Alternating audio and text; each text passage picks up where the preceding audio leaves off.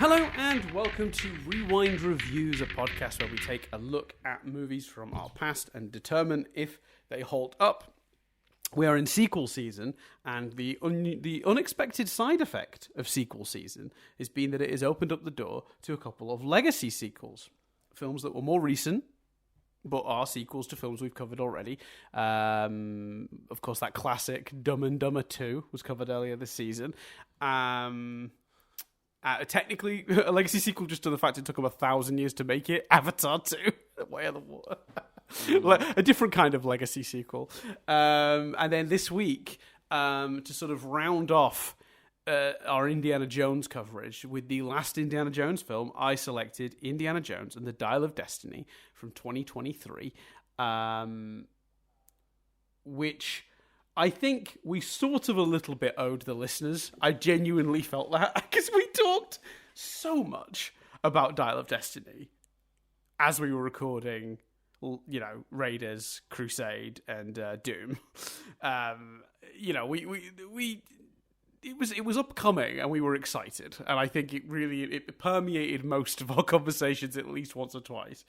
And then the funny thing happened was it came out in the cinema. I saw it immediately because I was quite excited, but for whatever reason, if I remember rightly, you didn't get a chance to see Dial of Destiny straight away. Is that right? You didn't see it in cinemas, or you caught it late if you did?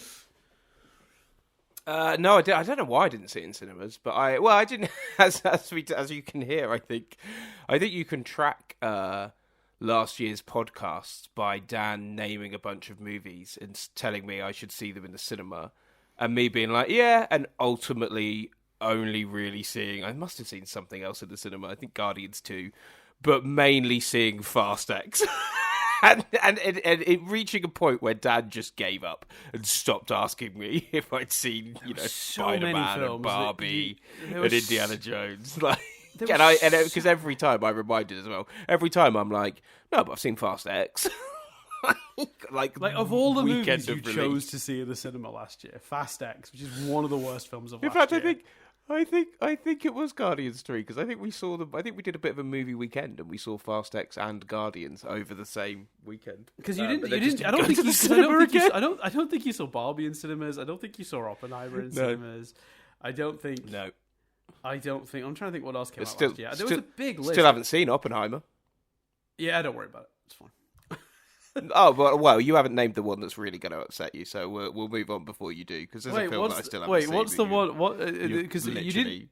Was it Spider-Man? I don't want to say. Yeah, I've still not seen across the. Sorry, you've still not seen? No. Did you see Poor Things? I should get on that. Huh? You seen Poor Things more recently? No. I haven't seen Saltburn. Jesus Christ. Well, we're busy, man. We've been reviewing shows, man. You know what I have seen? All episodes of Monarch: Legacy of Monsters. Yeah, which is hilarious because you've not even seen the films it's relating to. No, yeah, I've not seen Godzilla Plus One. I know it's not. I know this film isn't related to it, but I've not seen Godzilla Plus One, a renowned, highly, complimented film of last year. But I have seen Monarch: Legacy of all 12 episodes of Monarch: Legacy of Monsters. Did you see everyone's favourite movie? Timothy Chalamet does bad acting, and Hugh Grant's in Oompa Loompa. No, I big fan, as you know, big fan of Tom Davis. So who's in it, and was very tempted to watch it for Tom Davis. Yeah. And even all my family went to see it, but we were busy, so couldn't go. And then certain family members, my aunt, I don't know why I'm being vague about that. My aunt was like, we'll see it again. And we were talking about going to see it, but I just kept coming back to, I'm not sure I need to see this personally. I'm not, a huge Wonka guy. I'm not sure I need to see this in the cinema, and I'm not sure love of Tom Davis is enough to get me to see it in the cinema. So we didn't, and still haven't seen it, because once it reaches that point, you're like, well, I might as well wait till it's free somewhere, and I think it is on Sky now for free. So we will watch that at some point because of Tom Davis. But yeah, we haven't. Did we end up naming the most egregious one? The one you were like, that's the one you'd be really mad about. Did we get to that? My brain is dying. I can't remember. Yeah, Spider-Man Across the Spider-Verse. It was so good. Like you're crazy. Beau is Afraid, that needed to be seen in a cinema. I told you to watch that. You didn't see that. Like, what are you doing, man? Wait. What was the one? Afraid? Beau is Afraid. We talked about that for sure. Oh no, I didn't see that. I thought you were talking then about that one that was that we reviewed for the podcast. Oh, No One Will Save You. That one was very good. That's it. Yeah. What were your, just super quickly, because fuck it. What were your thoughts on Wonka? I haven't seen it. No, I didn't see it. I was making a joke because I had no interest in it. I thought Chalamet looked so bad in the trailer. I thought, if I'm this annoyed at 3 minutes of footage of him acting in this movie, I don't think I can sit through a 2-hour movie of it. Like, I genuinely don't think I'm capable. And so in the end, I didn't see it. And look, the accounts I got of its quality were very mixed. So I don't think it's a complete shit show, because a lot of people who I respect said it was pretty enjoyable. But yeah, I didn't get to it. To be fair though, I feel like last year was a year of a real mixed bag in terms of like films that were like, you absolutely must see this in a cinema. Like, in a cinema if you can. And then a lot of amazing films that I'm like, it's fine if you just see this at home. Like, Blackberry was amazing. You don't need to see that in a cinema. Like, American Fiction was incredible. You do not need to see that in a cinema. And I know people will yell at me for this one, but Anatomy of a Fall, you do not need to see that in a cinema. I have to say, I genuinely do really want to see. Like, there's something like Poor Things. I know I should see, and I will see at some point, and I'm sure it's amazing. And I feel similarly about Saltburn. American Fiction. If I've got all those sort of prestige films I've not seen, if I've got all the Oscar noms laid out in front of me, and someone said you have to pick one to watch now, I'd pick American Fiction. I do. I really want to see American Fiction. Super fun. I really had a good time with American Fiction. Very good, and I liked. It's a real focus on character, which is like just, like, it's because a movie like that really could have been very plot heavy and made it just about the events that were transpiring, because it's an interesting situation that they've crafted for the character. But like, actually, they made it about the people, and that is chef's kiss. It's really good. So yeah, last year was a really interesting year for film, because it was like, there's so many films that were like incredible that you need to go see this and see it in a cinema. But there were also a lot of films I'm just like, you absolutely can quite comfortably see that at home, and it will make, I think, no difference. Assuming that watching it at home still includes you not having your phone with you. Like, the idea of somebody watching Anatomy of a Fall with their phone in their hand, what are you doing? Do you know what I mean? Another great movie from last year, Joyride. Incredible. Absolutely incredible. Again, did not need to be seen in a cinema, in my opinion. I think that works just as well regardless. So yeah. Anyway, so let's talk about, of films of last year, let's talk about one of last year's biggest flops. Financially. We'll come to what we thought of it, but let's get cracking with Dial of Destiny. So when did you so you didn't see it in cinemas, as we've just established, because you saw fuck all in cinemas last year. So when did you first see it? What was your initial reaction to it? Having been excited and then missed it in the cinemas? Annoyingly, recently enough for it to be very fresh in memory and not to really want to watch it again, but also not recently enough that I couldn't get away with not watching it again. Right. Oh, I apologise. That is awkward. That's not your fault. No, but that is awkward. That's the worst kind of recently. So if you've seen it recently enough that you think you're so close to being able to get away with just reviewing it based on that viewing, but then go, yeah, it was slightly too far back in the past. I just think there'll be details I'll misremember. Because I think, to be fair, even like Too Fast, Too Furious, technically we watched weeks ago, but if you chose it, I would still always rewatch it. But that's kind of I think what I mean is, I think if we were rewatching Too Fast, Too Furious, I wouldn't feel bad about checking my phone. Or do you know what I mean? Like, or looking at something or whatever, I think. But Indiana Jones, it's like, no, I actually need to watch this. Watching films for this is such a specific experience, because I have my, I either have my phone or my laptop for notes. So I'm not, and I'm pausing it. If the note I need to write is long, I'm pausing the movie regularly. If I'm having to write notes that are more than just a simple sentence to just remember to talk about this moment. So sometimes I'll just write a note as simple as, I like this joke.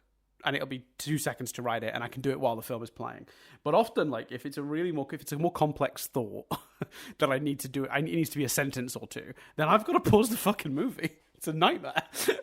So watching a 3-hour movie, or how long was fucking Avatar: Way of the Water? 17 hours. Like that was a long. That did not take me the runtime. I'll tell you, that took me a long time to watch that movie. Yeah, man. I lost a That day was to that painful. film because I had to watch the movie, then then do the triv, and then record, and the recording was still 2 hours as well. And that's actually good. That's a good point, because I think you and I both went into this going, at least I did, going, oh, this might be as painful as The Way of Water. I didn't. Yeah, no. I'll be upfront and say I actually reasonably well enjoyed this in the cinema and was not dreading this at all. I thought this would be at worst like fun enough that I wouldn't like be bored, but like a little bit frustrating was my kind of like expectation, because there are let's just say missed opportunities with this film. Yeah, and that's very much but I didn't particularly enjoy it the first time I watched it. To answer your question, I thought it was too long. I had real issues with the ending, not the issues you might be expecting. I didn't mind the time travel element of it. See our discussion about Aliens. I think it absolutely fine. It fits. Like people, it is so mad to me how people are ignoring the supernatural elements of the original movies. like they're there. Like it's, okay, maybe it's too overt. But you know what? I had this thought. I'm glad they didn't do this. But here's the thing about the time. Specifically here, I think the executions of the aliens is wrong, and I think to some degree, if they travelled back in time in this movie to a period that Indy has been in, if they travelled back in time to World War II, I don't think people would be as mad. I think it's like the visual of it being, 24 AD or whatever it is. I think it's that makes people go, oh no, it's too much. Honestly, I think you could, and it is all execution. So maybe you could argue anything with, oh well, if it's executed differently. But I genuinely think like if he time travelled to World War II, people would have less of an issue with it. It just feels bombastic and it feels big, and much like the aliens, it almost maybe feels too big. But you cannot say it's not in line with what's gone before. Even if you don't like Crystal of Doom, you can just point at that film and go, well, there's history of them doing this. Like, it's fine. I do think this movie. I just wanted to say that this movie though does do a better job of getting ahead of that argument really early, because I say really early, like in the second act, Indy has that conversation. They've put the words in his mouth. I don't know about supernatural, but I've seen enough things in my time to know that like you can't discount weird stuff happening. Like, and then later on he references, literal voodoo working on it, which is one of my like favorite moments of dialogue between those two characters. When he's like, "Have you ever had voodoo done on you?" And she's like, "No." And he's like, "Well, yeah, that sucks." Do you know what I mean? Like, so the movie gets ahead of the complaint, I think, quite early, in my opinion. It is funny though that the one element of it that I am like, because it's funny that the movie has to do that, and it is funny that in a world where Aliens was received as poorly as it was, it is funny that the creators of this film went, okay, go with me on this, time travel. It does seem like a risky move. That will be as yeah, exactly. Surely there was one person in the room going, not 100% sure people are going to be on board with this. So anyway, I really didn't like the ending. I thought it was very slow. I thought it was quite boring in places, and I thought the set pieces were just there to be set pieces, and often it was like, let's have them do this because it's an Indiana Jones film and we should. And I think that latter one, I still feel a bit, but I enjoyed this so much more on second viewing. Maybe I was in a more awake place, and it went by very quickly for a 2-hour, 37-minute film. I still think you can shave off some time. Oh yeah, we'll talk about that. It could be more concise Yep. for sure, Mm-hmm. but it didn't. I wasn't bored. The ending, I'm like, so my complaint about the ending was him not staying back in time. Do we want to do we want to do general thoughts before we get into some of the nitty gritty? Yeah, but that's a big part of my general. Because Okay, yeah, go on. because that I'm just saying as a headline that affected my. I realised that some of my problems with the movie weren't problems with the ideas, but were problems with the execution. And I just had a much better time watching it. And there were a few nitty gritty things that I still think annoyed me, but they annoyed me probably a little bit more because the other films were fresher in my mind. We'll talk about one in particular. But so yeah, basically, I had a lot more fun rewatching this than I thought I would. I wouldn't say like fun, but I went into this going, my next choice is quite limited because I've got the choice of what we watch next, and I went, my next choice is quite limited because I want to choose a decent movie, a movie that we know is going to be good. Whereas now I'm a bit like, that's fine. I can choose a dodgier one if need be, or I can choose whatever because I don't feel like I didn't enjoy this, and I don't feel like this is going to be two people moaning. Well, at least 50% of it isn't going to be someone moaning, and I knew you were more positive in general about the film, so I assumed, unless you had the opposite experience, because basically I've ended where you ended seeing it in the cinema, so unless you've gone backwards. I think I'm about the same. I think what's changed is more my understanding of what the issues are, because I think if you'd have talked to me after I saw it initially, I think we'd have been discussing different problems, to be honest. I think what I've come out of this viewing with is, or at least as an overall view before we get really into spoilers, and then we'll say if we recommend or don't recommend. So overall, I do not hate this film. I enjoyed it a lot. But because I think what at the core, it makes loads of really smart choices. Really smart choices.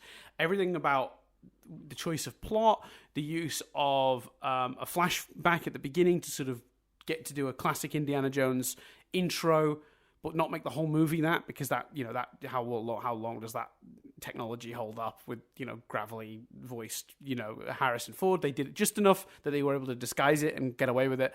The adventure itself makes a lot of sense. I love, and I mean love, the Helena character, and we'll talk about why I think she's such a great choice for this and the way they set her up. They make a bad choice with her towards the end of the movie, but that's coming to my negatives. I think it's shot beautifully.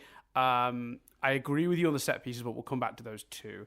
And I think in terms of just overall, I think the reason for me, I have now decided this doesn't land, is because the character work is so thin.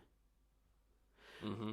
The story is there, but it is there across 4 sentences maybe in the whole movie.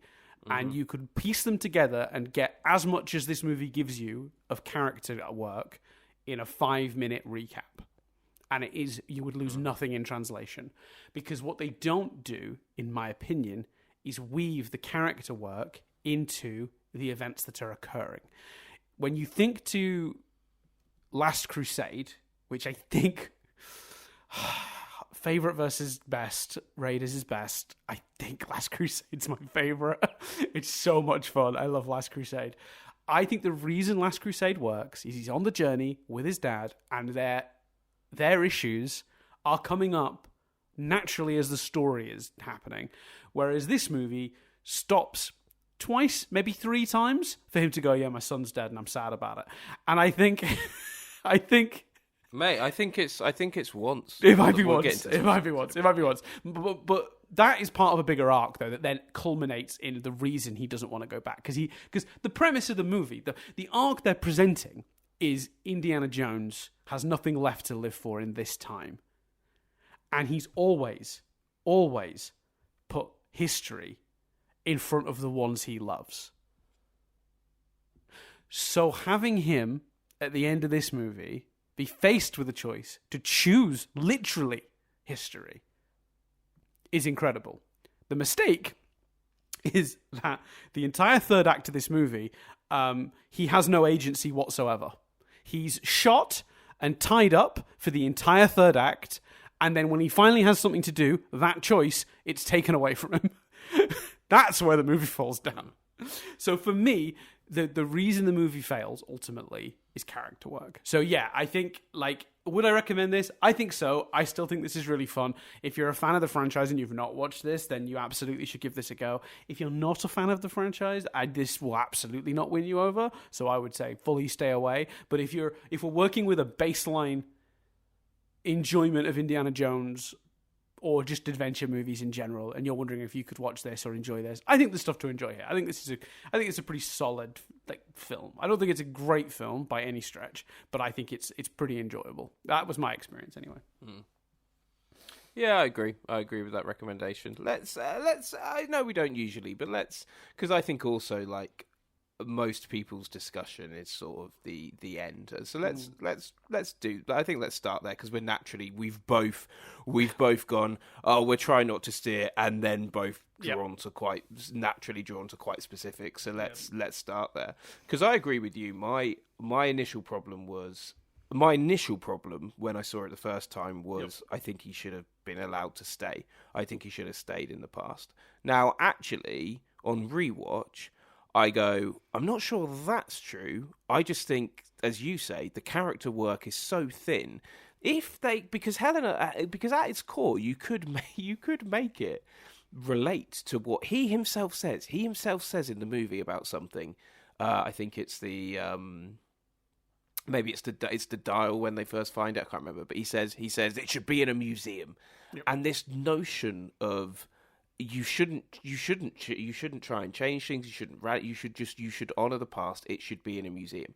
Him being forced to go back to the future is keeping the past in a museum because of that risk of him changing it. Right. But as with all the character work, just having Helena say, "Oh, and you'd change the past, and we can't have that," in one fucking line, is not enough. And also, equally, what's her name? What's the love interest name? Holly? Is it Holly? No, it's not Holly, is it? What's Marion? His love interest, Marion. Having Marion come back because presumably Shaw phoned her. Like, again, because I was thinking about it this morning, and I think, again, there's exciting potential there, because one of the things that annoyed me about that, and still annoys me, but annoyed me more, I think, because I'd more recently watched The Dark Crystal, was at the end of the film, I'm like, oh, brilliant. So you undid the ending of the last movie to redo it. Like, pointless, absolutely pointless to just undo it and then redo it at the end anyway. Absolutely pointless. More of an issue when you've just watched the last movie. But if you have more character work and you have Indy talk about how their son died and they never spoke about it, and he because he doesn't speak, and we've seen that consistently throughout the movies, he's not good with his emotions. He doesn't talk about this stuff, which he directly gets from his dad. They set that up in Last Crusade. His dad was exactly the same with him, and he criticized his dad for it, even though he himself is the same. Exactly. And you have Helen. The reason he didn't stay in contact with Helena, which is another really thin plot point that is occasionally scattered, but it doesn't necessarily inform anything. And there's no resolution for that. And there's Helena in general. There's no resolution for. She was after loads of money, but she's just happy that she didn't get it at the end of the movie because she got Indy back with his ex-wife. We'll come to Helena in a minute, because the third act does Helena dirty, and we'll talk about that. You have her over the course of the film. You have them he actually opens up to her. He acknowledges that the reason he wasn't part of her life as she was older is because he couldn't stand the guilt of her father's death, because he felt he could have done more to stop him, or to stop him divulging into madness, or he lied about destroying it, whatever it may be, or just the fact that he died was too painful for him. So you have him over the course of the movie, he opens up to her, and he explains how he was feeling, and it helps solve their relationship. You play more on the museum thing and the idea of changing time, because actually the fact that Thingamajig invented the thing just so someone would go back, that is slightly woven into the movie with the card game on the boat, where she says, well, it's not, you think it's a choice, but it's never a choice because I'm giving you this card, I'm feeding you this card all along. There's some nice symmetry there. There's an attempt at that. You do similar shit with this. And then you have him still punch him. He uses his own trick against him, and she brings him back to the future, and she says you can't change history, that's embedded more. And she says, and also we have mended, not, obviously you don't say it as expositionally as I'm presenting it here, but you basically, the idea is we've healed our relationship because you actually opened up more and because you actually started talking. So I phoned Mariam and she's coming round and you're going to talk to her and you're going to maybe heal your relationship with her. Like, you can make the ending that's there, in my opinion, work more. I think it's purely exposition. So that's a big thing for me. I came out of this movie going, oh, it's not actually what happened. I do think you could make that work. And I do think it actually makes a lot of sense, especially, you know, with the it belongs in a museum line. What also makes sense if you wanted to is Indy has always loved history and he gets to live out his days experiencing it. You could still make that work too. I don't think what's there works. I just think when you think back to the end of Last Crusade, when he's reaching for the cup and his dad has him by the hand and he's reaching for the thing and he's going, no, don't, it's not worth it. Choose family, not the cup, right? Indy is the one who makes the choice. Indy chooses, in the end, his family over history in that moment. It's a big moment of growth for Indy. And I just couldn't shake the fact that, like, as funny as the gag is of Helena hitting him and him waking up now, I honestly, really, truly believe there's only one solution to this, and that is him choosing. And it felt like the writers were using Helena to try and convince him to stay, and that was what they wanted to do, but then they couldn't conceive of a good reason for him to stay because they'd made his life back home so shitty. You know, son passed away, wife left him. He really did have nothing left to go back to, right?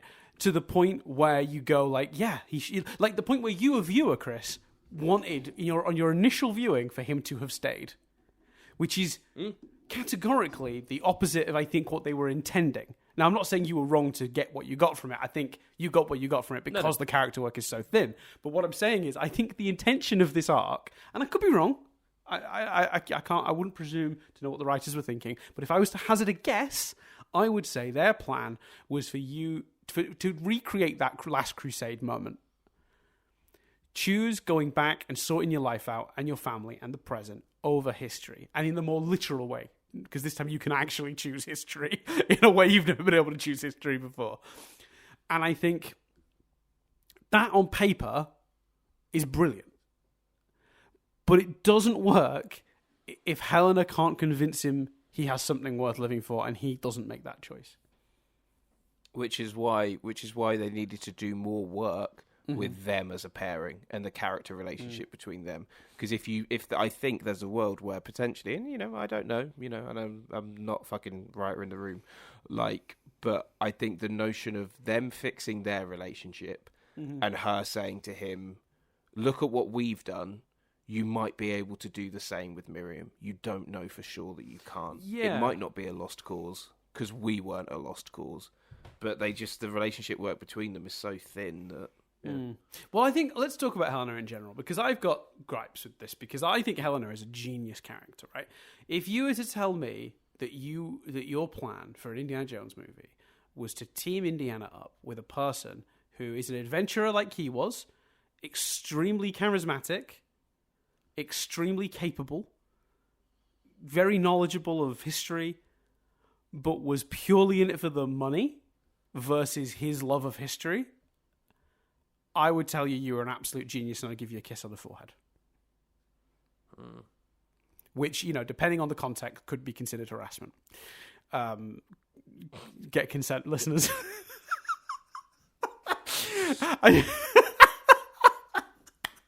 Sorry, I couldn't resist. It was such a weird thing to say, because obviously, if it was me and you, Chris, we've known each other for a very long time. Our relationship is not colleagues, but I realised the setting I was giving was like we were in some sort of writer's room. If anyone out there is listening to this and you're in a writer's room and someone gives you a really great idea, please do not kiss them on the forehead.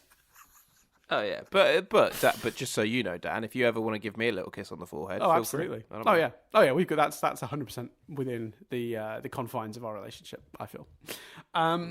I don't think it's as likely that way round. I think I'd be more likely to give you a kiss on the forehead than you'd be likely to give me a kiss on the forehead. Maybe. I don't know. Have you just told me about the plan for the Helena character? Because then I'm very likely to give you a kiss on the forehead. Yeah. Yeah. So my point is, on paper, she's genius because she's one, a great foil for Indiana, and two, actually, a more interesting, and I'm going to say this word, and I'm going to maybe surprise some people, but maybe a more interesting antagonist. Maybe. Hey guys, listen to this. You know the bit in the movie when you think she's joined the bad guys because they're going to pay her for helping? And you go, yeah, that makes sense because she doesn't believe this dial is anything. She doesn't believe in the magic. She doesn't believe that the Nazis are going to be able to do anything with it. Why not cash in on these dumb assholes thinking this relic is worth something? She's right. With the knowledge she has, she's correct. Doesn't matter. Okay, who cares? Like, genuinely, like, what does it matter if these people get this thing? There's no consequence to it as far as she's concerned because she doesn't believe that the dial could be used in any way. She just thinks it's some old antiquity, right?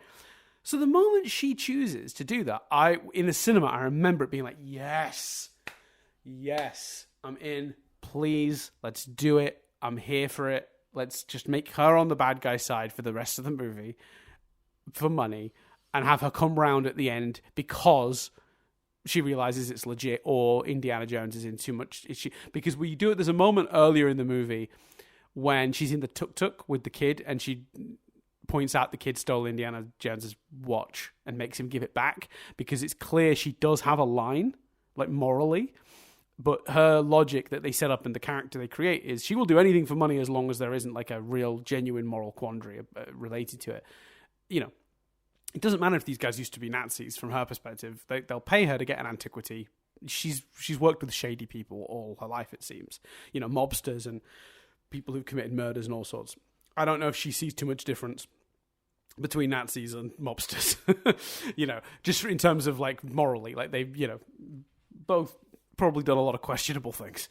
So I'm looking at it like, what a great opportunity to create a character that could have been a sort of antagonist for Indy and to have her come back at the end of the movie, just pissed down the drain for no logical reason. Why does she help Indy? I genuinely don't know why she ends up helping Indy in that moment because she genuinely doesn't believe the dial will do anything. Yeah, she's also been shown to not help. She left Indy abandoned in the middle of a car chase. Like, she just fucked off and just left him. Like, and again, they make the character work like as you said, and you said the words as I thought them. The character work is so fucking thin because I feel like the writers are going, well, no. She at one point she called him Jonesy, and it was like she called him Jonesy before, and she called him Jonesy again, guys.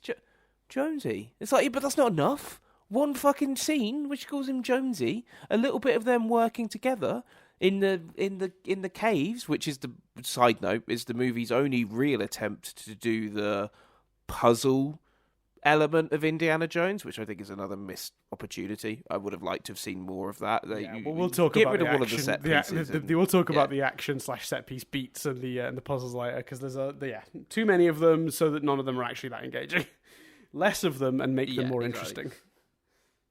Yeah, and do take out a set piece and do a puzzle piece, in my opinion. But anyway, they need the structure of this script needs a rework for sure.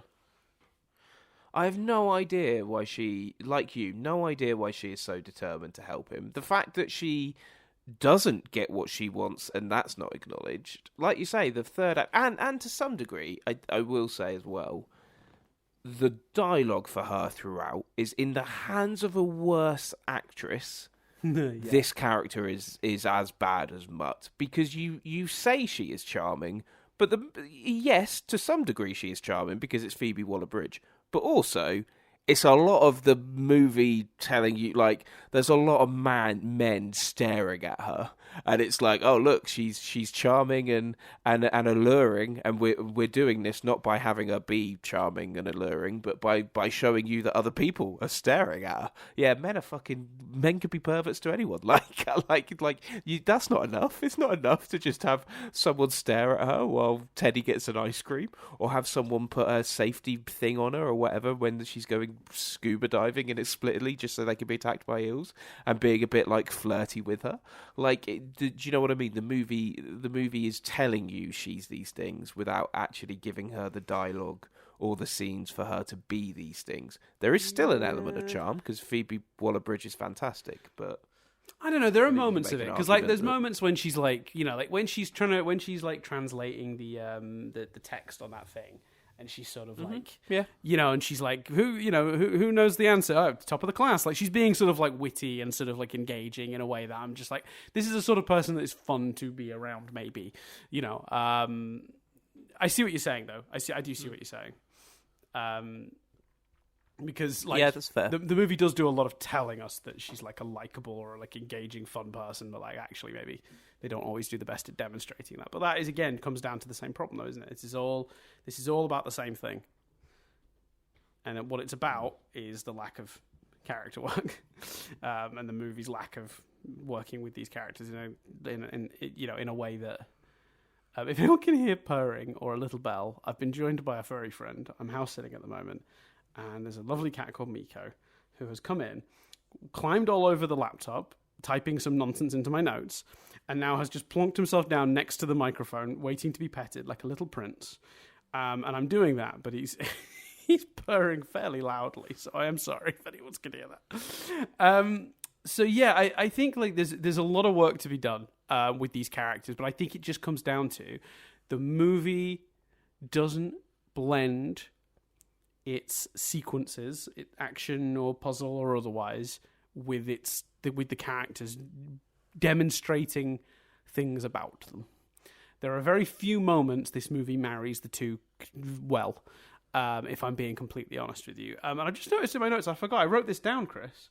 Do you want to know how far off you were earlier? At the beginning of the episode, you were talking. I didn't want to interrupt you, but you sort of said sort of like 24 AD, or what? You named the year that that you thought maybe it took place in, and you said 24 AD.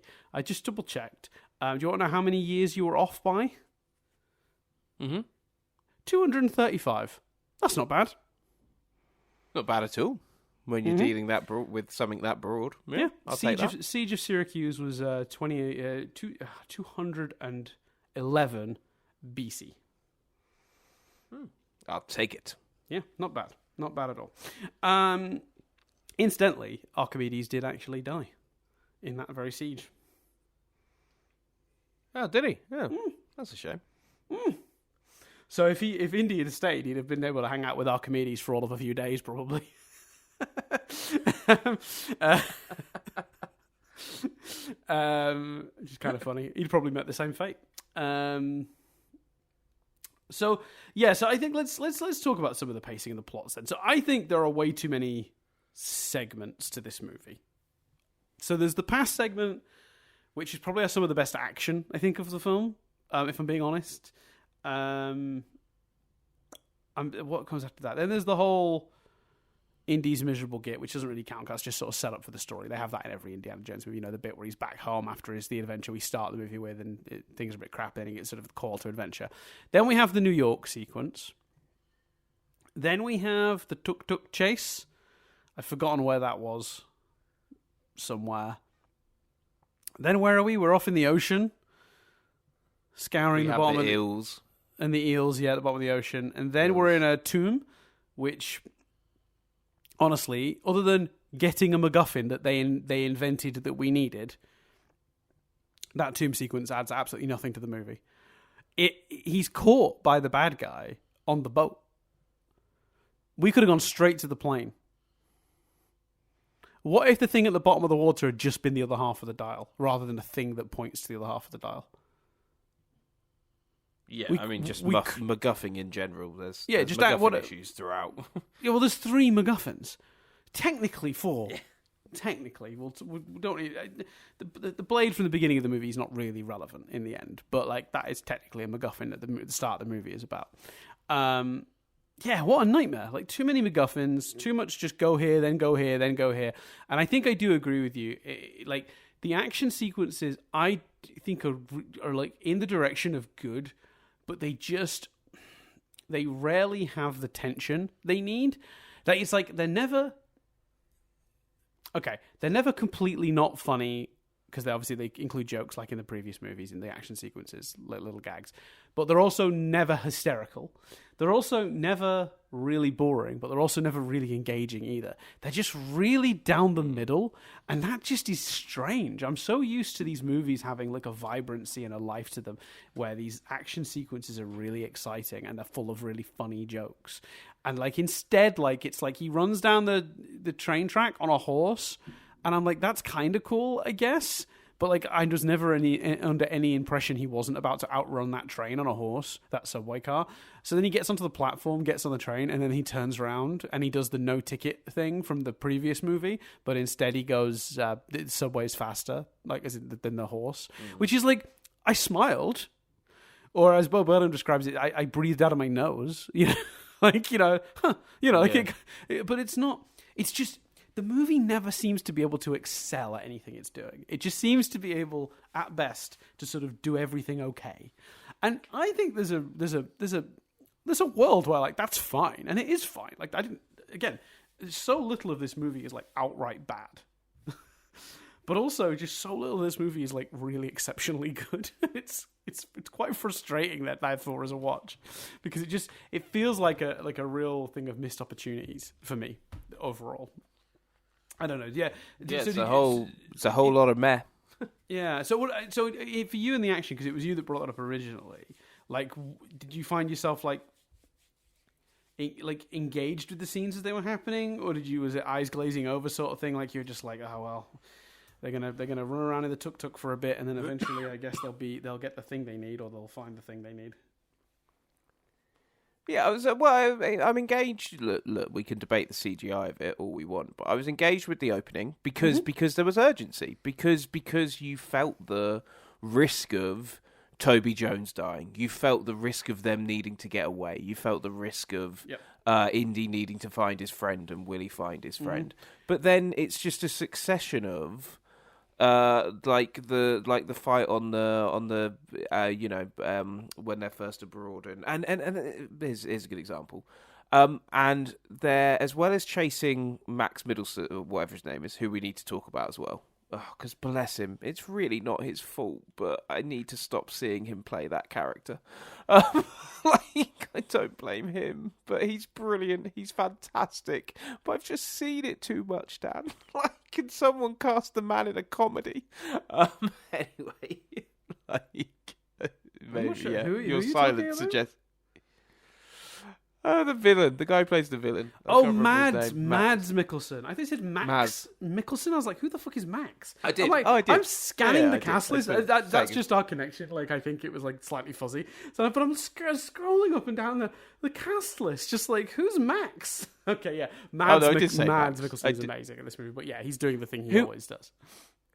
Who I love. I think he's brilliant. I love him. I don't blame him, but I think that slightly affects it as this movie watching as well. We'll come back to him because he's doing a brilliant job. He's just, I've seen him do that brilliant job a few times. Bless him. Like I say, someone, and he probably has been cast in a comedy. I've just not seen it. Like, I accept there's that as well.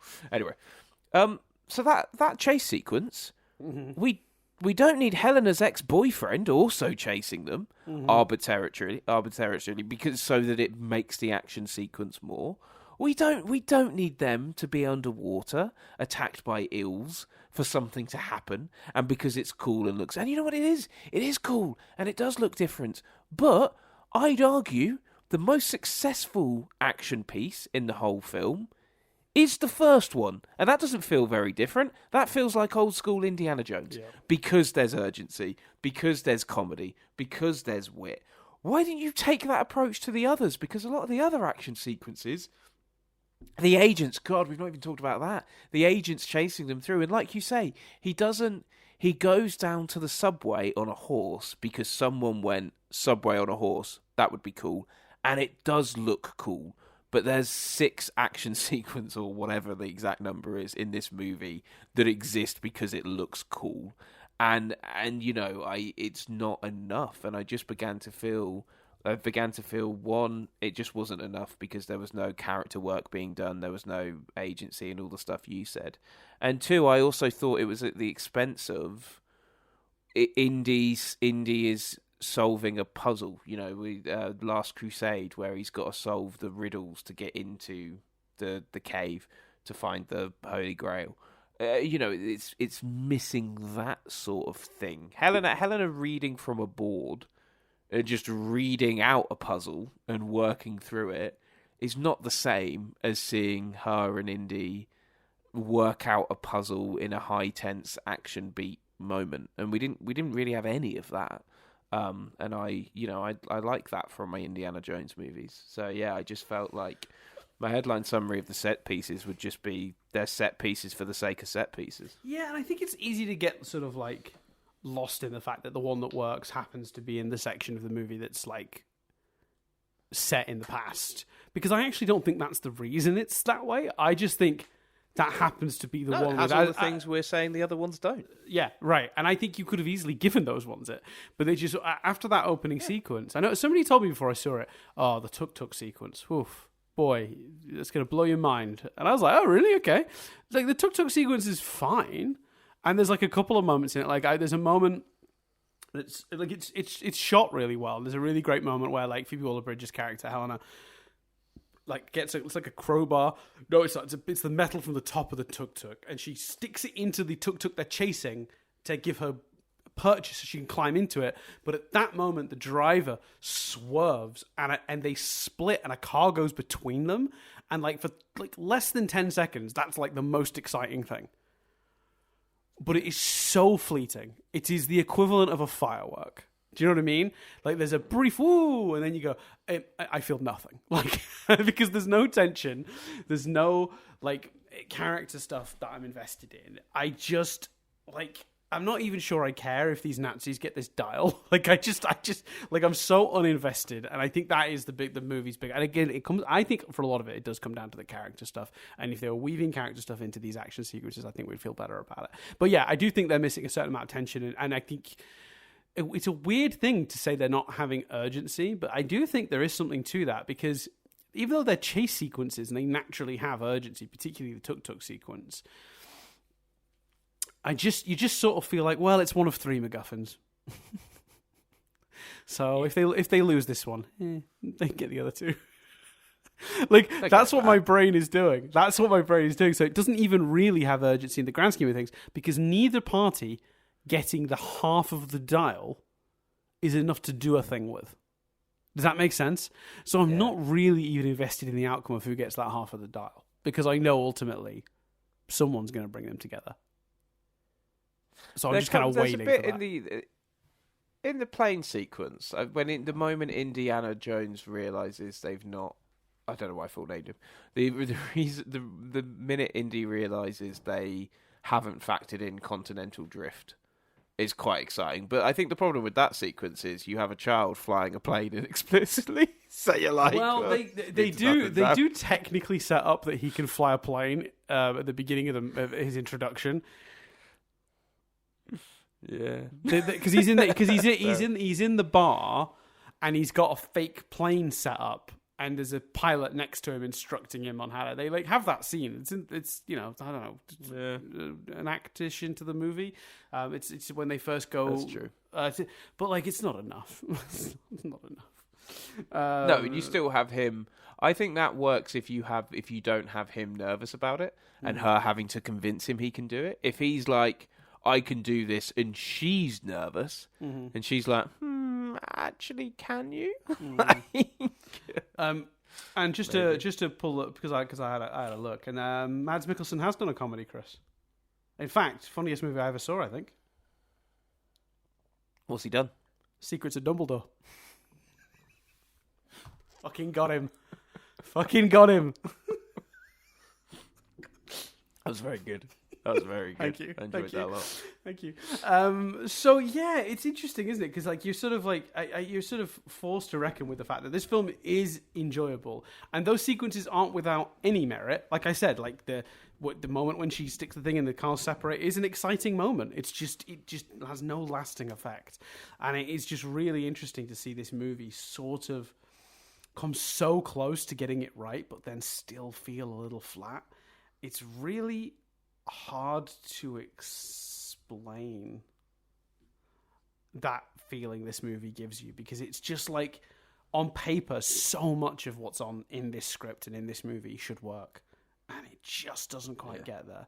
And it's really hard to nail down the specifics as to why. It's all very ethereal. It's hard to grasp on specific reasons as to what's not working. I will say, I think some people have given them shit for the de-aging, but I actually think, as de-agings have gone and historically in movies, this is one of the better ones. I think it is hampered by Harrison Ford's voice, sadly not sounding the same as it once did. And I think it's pretty clear this is a much older voice coming out of that face. But I just think, like, moment to moment, like the first moment you see it, you're kind of like taken aback by it, because you just, it's so weird to see, clean digital new footage of young Harrison Ford. I'm used to seeing him in sort of these grainy 35mm shot movies looking like that. It's very weird to see him in such clarity looking like that. But I thought it was a pretty convincing effect. Like I once you get past the initial like shock of it, like that first moment where they take the hood off, I kind of stopped thinking about it. I didn't really like. That's like a 20-minute sequence. I never really thought about it again after the first minute or two. And if that's not the best possible sign of like if it worked, I don't know what is. I just was gone. I didn't care anymore. And also, Toby Jones is so fucking good. Yes, and you know what? So good. So to the movie's fault, though, because there is really absolutely no reason for the flashback to him taking the device from Toby Jones at all. Doesn't need to exist. We find out that happens through the dialogue. So why that flashback is in the movie, I think, genuinely, they just couldn't bear to cut a Toby Jones scene, because he's in the movie so little.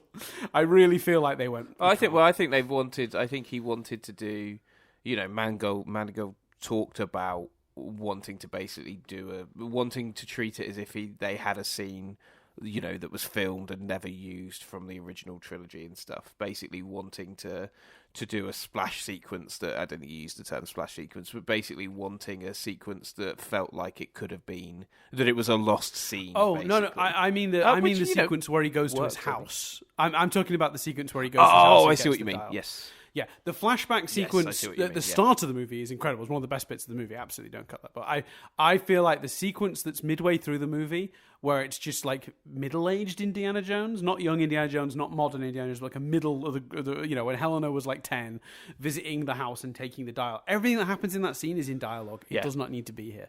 Like it is one of the weirdest and most pointless scenes, and it really did feel like they looked at the movie and went, we can't cut Toby Jones. He's in it so little. Yeah, because it's an attempt to make the character stuff more interesting, but it doesn't, because it's not used to do anything with Helena in Indy. No, like it's just let's talk about, because you specifically called it out earlier. Or do you think we talk enough about how Act 3 really screws over Helena? We could talk about it more, but very quickly before we move on from that flashback, can I just make one last tiny point on that flashback, because I just remembered, and if I forget to say it now, I will not say it. It also doesn't make sense. Toby Jones' character, whose name I've completely forgotten, but we'll call him Toby Jones. Good old TJ. TJ is adamant that this thing is dangerous, right? And he gets a hammer and he goes to destroy it, and he's like, no, and he grabs the hammer, and then Indy goes, it's fine, I'll take it, I'll destroy it. And he goes, you promise? He's like, yeah. What? If Indy was going to destroy it, just do it there and then with the hammer, like you were going to. Am I the only one that thought that scene made no sense at all? What's Toby Jones's character, who's supposed to be reasonably intelligent, supposed to be thinking there? Yeah, he just wants to do it in private. He just doesn't like seeing relics destroyed in front of more than one set of eyes. He's got a real thing about it. So he's gonna pop out the house and then run it over in his car just outside where I can't see. Like, the only possible reason he would be walking out of the door with that dial is to protect it. Like, the fact that character believed for even a split second he was going to do that, like, made no sense to me whatsoever. That scene is baffling. Cut that scene. On the first flashback as well, actually, because I feel like in a way all we've done with that first flashback is gone. De-aging's fine, and it's a really good sequence. It's fun. The music's great. You feel nostalgia. That kind of is all there is to say on it. But I will say, Mads Malmsten's character, I can't say his name. Mazzy boy, Mikkelsen.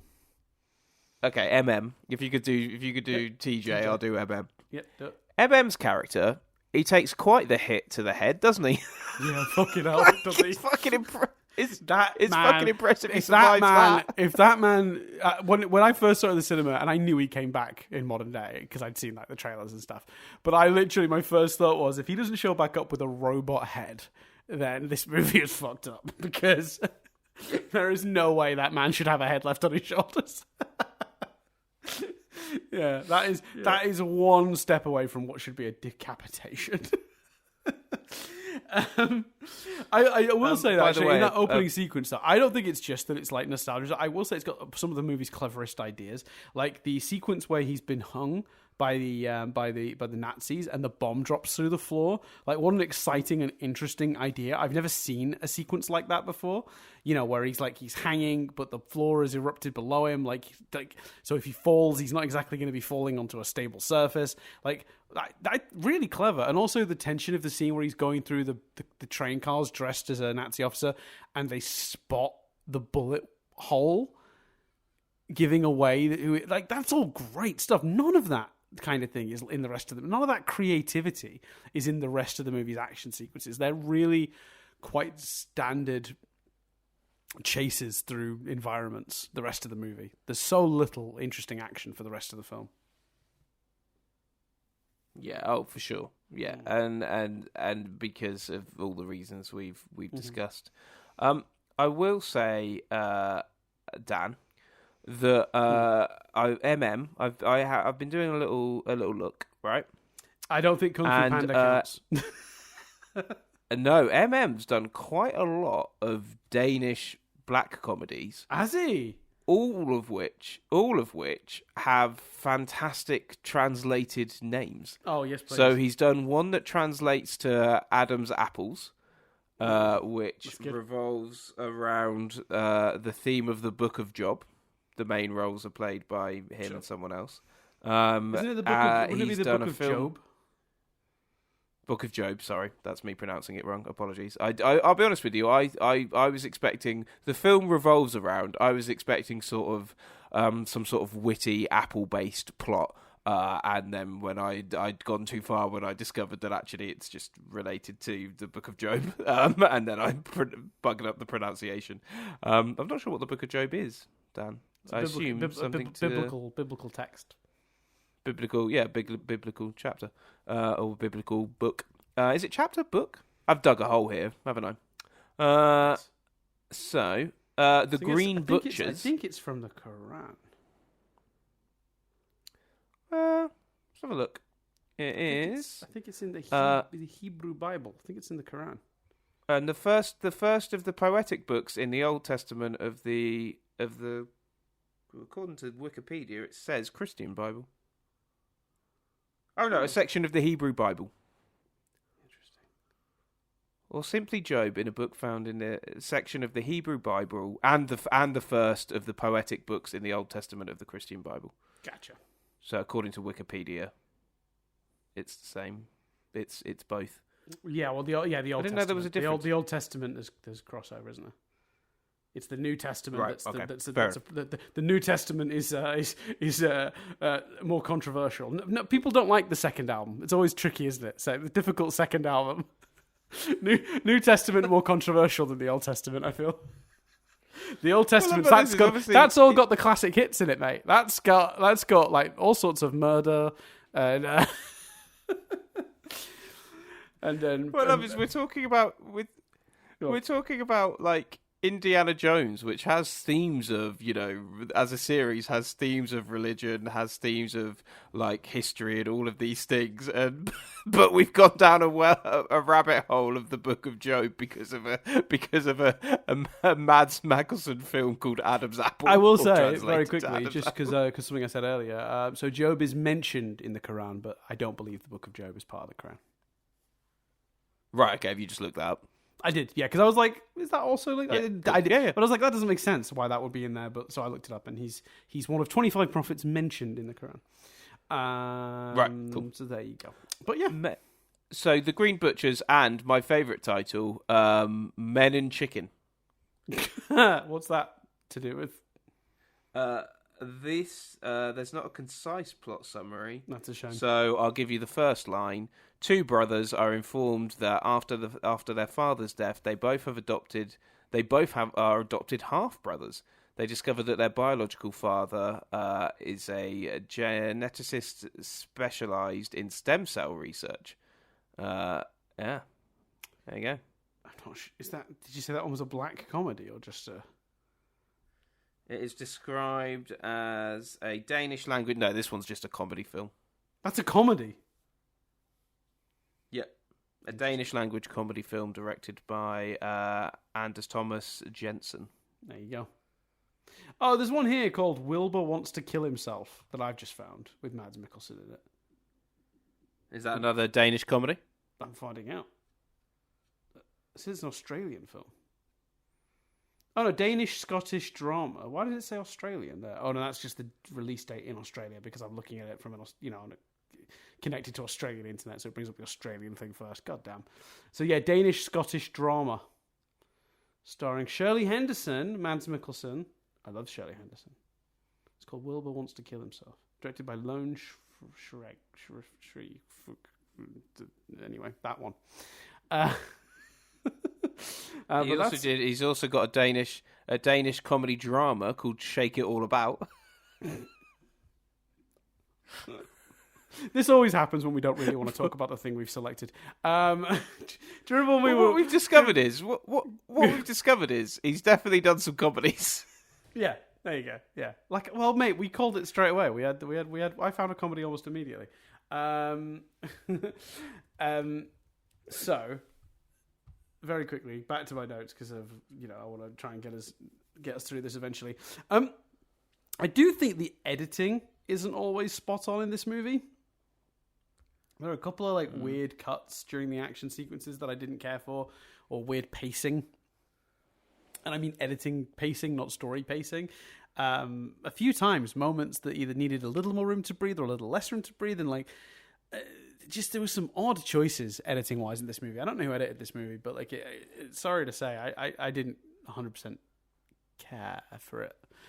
Because usually, editing now, I think there's a certain science to movie editing. We've seen, there's so many movies now. The rhythm of a movie that feels natural and right in terms of the shots and how quickly you're cutting between them, I think has kind of been established to the point. I'm not saying there isn't artistry to editing. I'm not saying that at all. But I do think there are general rules of thumb now that as long as you stick to, you could pretty much competently stick a story together. And this movie just seems to I don't know. I don't know if this guy was just a maverick that was I'm going to try it this way. But there's just some weird points where moments that should have been quick to indicate speed, for some reason they used way too many shots and made it seem like it took way more time. Or then shots that you needed a bit more breath so you could feel the tension of the person nearly falling off the thing or whatever it was cut really quickly and then was gone. And you were like, figure it out, movie. Do something. And sometimes that script stuff, obviously, sometimes a moment was designed to go by very quickly. But there were some moments I feel like maybe were designed to breathe a little bit more than they did and vice versa. Odd. It's not often we talk about editing on this podcast, but it was noticeable for me in this one. Yeah, I think there's the music's an interesting one as well. There's some moments where it's used beautifully, like that opening sequence. And there's some moments where the music seems off, but also there's some moments, and I can't decide if this is genius or not. There's some moments that just aren't particularly even scored, and you're like, is that a deliberate choice to focus in on the characters? But the character work is so shoddy. The moment he climbs on the horse, and bolts through the parade. Why that didn't have dun dun dun dun dun dun under it, I will never know. I will never know. Yeah. It needed that so badly. I don't know what happened there. And I'm not saying use that throughout the whole movie. I get it. Like we're not just like play the hits. I use other stuff, and that's fine. And like there's a really nice theme for Helena that plays under some of her scenes that Williams composed and did a great job with. But like, yeah, there are scenes in this movie where I'm just like, you gotta hit the big whoosh. They use the Indiana Jones theme in some of the weirdest places in this movie. Really, some of the weirdest places in this movie. It's very bizarre. Yeah. I want to talk Teddy. You a fan of the character? You like the character? What are you thinking? So Teddy's the kid, right? Yeah, Teddy's the kid. Yeah. I like Teddy well enough. I think in a world where we've had what's the kid? Short Round. Like Teddy is kind of like this movie's Short Round, but he's like, it's another way of establishing Helena as being sort of an Indiana Jones character, but different. Like with her differences, just like her relationship with Teddy feels very similar to his relationship with Short Round. They met in a similar circumstances, and he fills that role quite well. I also think like he's a good barometer for her changing throughout the movie. So there's a scene where she's like, I thought we were in this for the money. What are you doing? You're taking orders from fucking old man wears a hat now? And like, he doesn't phrase it like that. But, he's frustrated that she's listening to Indy and going along with it rather than just doing their usual shtick. And that it's after she's made the choice. I believe that scene takes place after she's made the choice on the boat to screw over the Nazi guy. And I just think like he's a good way for us, the audience, to understand she's changing because he's observing her changing. He knew her well beforehand. And it's a good little shorthand to do that. And, you can put him in danger and also you need a convenient way for them to get home after that other plane crashes in the end of the movie. So mostly I'm okay with his character. I think he's a reasonably good addition. He has some funny lines. The kid playing him is really good. In the wrong hands, could have been a deeply irritating character. Even as written, I just think if it's delivered badly, it could really hurt that character. But no, I liked Teddy well enough. I thought Teddy served a reasonable purpose. I don't see any version of this script that cuts him, unless you've like completely changed the story and the characters and like you're doing a ground one, like a ground up rewrite. I don't see any reason why you would cut Teddy. Yeah, no, I'd agree with that. I enjoy. Helena has a better relationship with him than Indy, I think, in terms of what their relationship means. It does reach a point where she puts him in danger, like easily, quite a bit. But still, I think Teddy works. I like Teddy as a character. I just think again, and we hinted at this, and we naturally veered away from it again. But I think Teddy's a good example of. I think the one thing we've not said about Helena, and what your point earlier about the third act doing her dirty. There's no resolution for those two. Like, oh well, they're just in New York now together. Like, oh okay, that seems weird. Like there's she is purely present. It turns out just to knock out Indiana Jones and drag him home. Yeah, and there's that line, there's that line earlier, like he says, "How can it be about the money? You don't carry around your father's work and work on it yourself for years if it's just about the money." But then there's no resolution to that either. There's no moment for her of. I suppose she does have a dad was right moment, but there's no resolution to that. There's no I don't need to worry. My father was right. That's enough for me. Teddy and I are gonna. Work in New York, like there's just that. Maybe she's going off and having more adventures, but in that case, have the fucking balls to end on that. Then have the balls to pan out from Indy and Miriam making up, and he's happy at home, and then those two, Teddy gets on the back of her motorbike, and they fucking jet off for more adventures. Have the balls to do that. If that's, but don't be scared of doing that. It feels like they're scared. It feels like this movie is trying to set up Helena, but they're also going, oh, we're not going to do it too overtly in case people don't like it. So people get mad. Like they don't want to end the movie on dun dun dun dun. You see the hat, you see the whip, dun dun dun. It pulls out, and it's Helena with the hat and the whip. Like, yeah. But I think the setup is there for that because that Dan to me is the only fucking ending for her that they've left on the table, because Right. I think the way you'd have to do it. I think the way you'd have to do it is Helena puts the hat on and looks at him and goes, "What do you think?" And he's like, "No." And she takes off and she goes, "All right, I'll just take your job then." You know, something like that. Like, you know, I don't have to have the hat, but I'm gonna go off and do the right thing. You know, I'm gonna complete you and my dad's work. You know, she could even say something like fun and cocky, like she says earlier in the movie. You know, I'm the best parts of you and the best parts of him. You know, I'm gonna do what both of you combined couldn't. You know what I mean? Like that. I love at one point you were accidentally, one moment of that pitch, you accidentally just pitched what they did with Mutt in the last movie. Yeah. She puts the hat on and he goes, "Not yet, kid," and takes it off. Yeah, but like that. But again, there was nothing inherently wrong with that idea. If the Mutt character had been an engaging character, at least Helena, I'm on board. Like the reason I'm okay with them doing basically that gag with Helena, whereas I was not okay with them doing it with Mutt, is Mutt was not set up to be interested in history. He was not set up to be particularly capable. He was, you know, giving him the hat in any way, shape, or form would have been fucking ridiculous. But Helena did get to prove herself across this movie, both in her capabilities in action sequences and in dangerous situations, her quick thinking, and her history knowledge.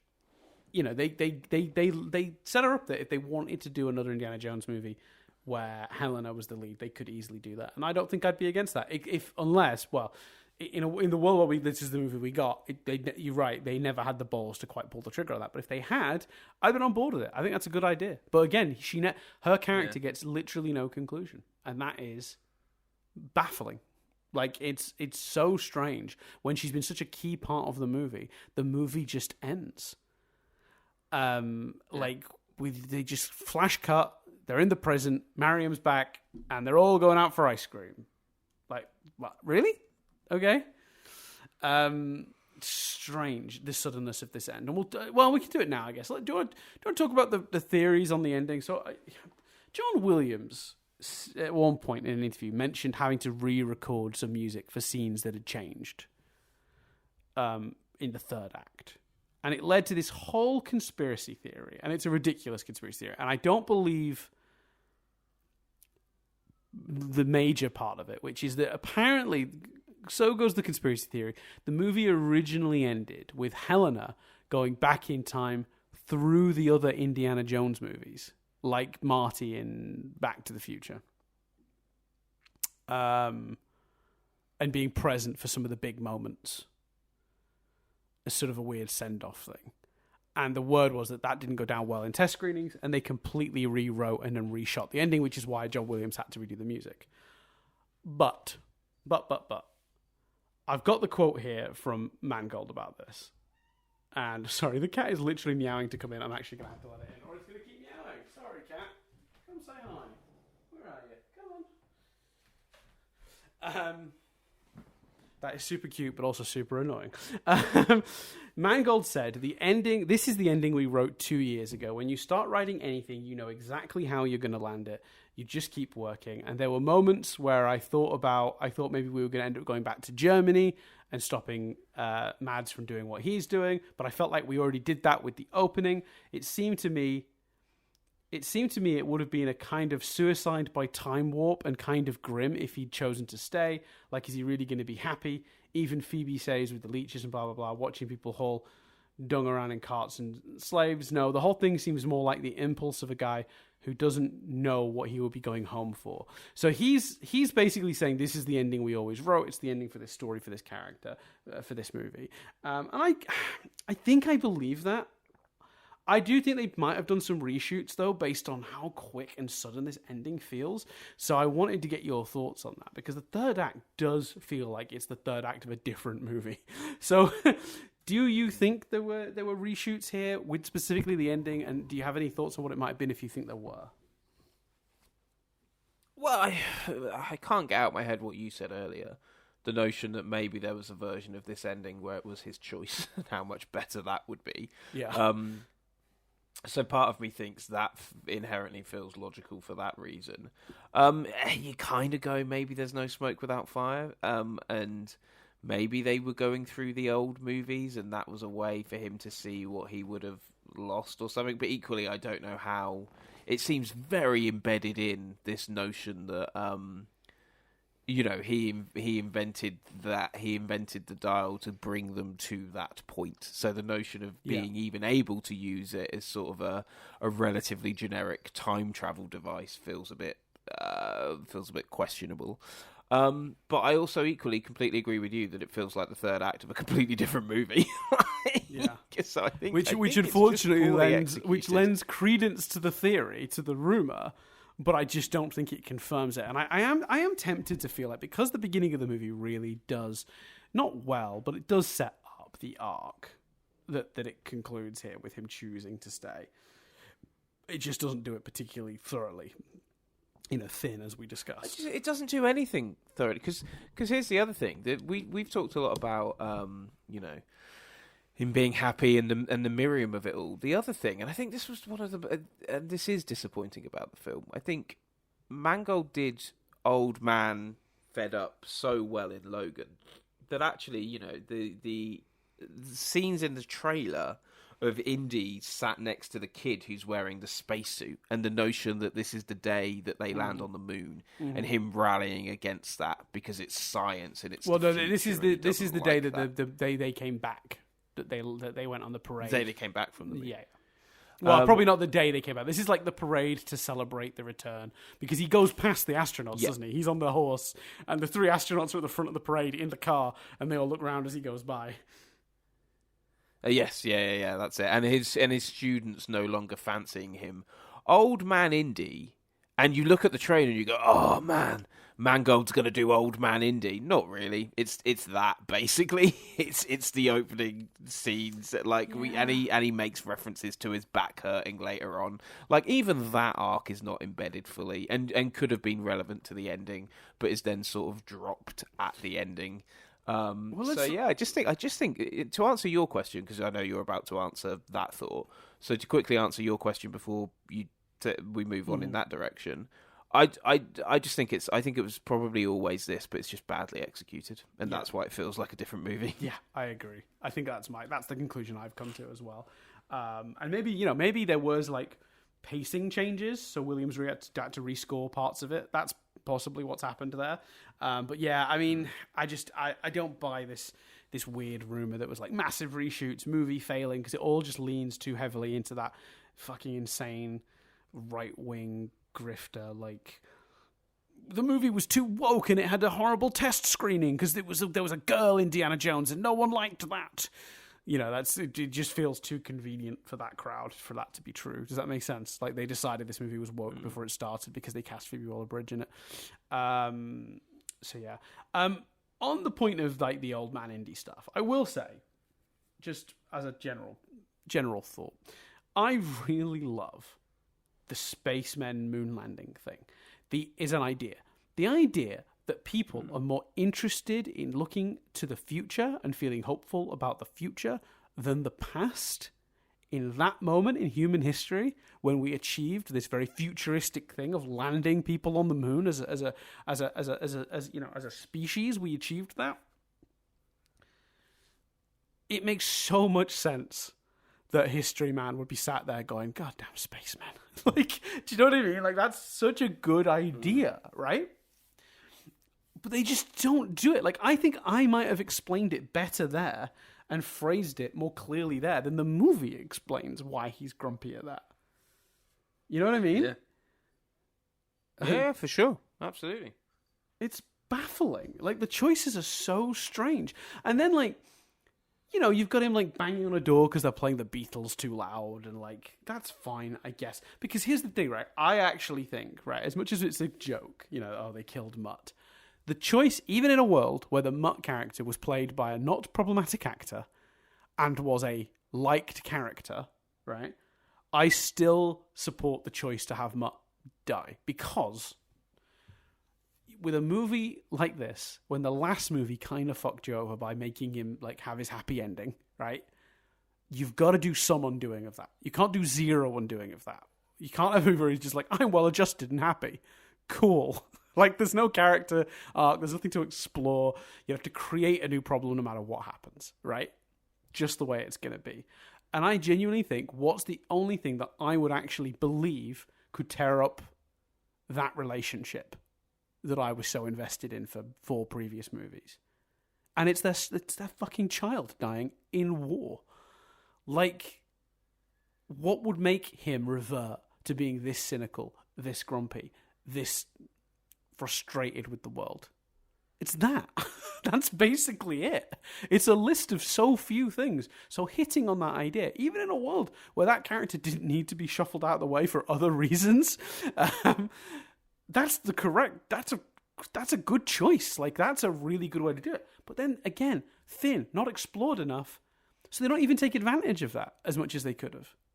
So again, it's wasted opportunity. It's wasted potential. It's like I said right at the beginning of this movie is sometimes a bit of an exercise in frustration because it is so close to being brilliant and it just never quite gets there. Yeah, I think a lot of the ideas are strong. Because like you say, Mutt's death makes sense. You can't have him full of happiness, unless or maybe there's a world where you could have them still together and happy, but there's some sort of guilt in terms of how he treated Helena's dad's death, and that pulls him into the adventure. Right, and actually, his relationship, yeah. The Uncharted 4 sort of thing where it's like, he's at the end of Uncharted 3, Nathan Drake is like happy and he's at home and he's with his wife and he's no longer going to go off on these crazy adventures where he has to kill 1,000 guys for treasure. And then his brother comes back with I need this and I need you to help me with this. There's one more adventure. And that decision of getting sucked back in and actually almost risking his happy life for one last go at an adventure. That's also a story you could have easily told here without needing to kill Mutt or split them up, for sure. And that's its own kind of drama then. But then that version of the movie needs Mariam to be more involved, and clearly they didn't want to. I don't know if they didn't want to, or if she wasn't as interested in doing the full movie as an actress. But obviously they didn't have, for whatever reason, they didn't choose to put Karen Allen in much of the movie. So take that as you will. And that's who would like to say, but there are history hasn't treated older actresses brilliantly, has it? So not saying it is that, but it's hard to feel like that's not a possibility. Or like you say, maybe she didn't want to or whatever.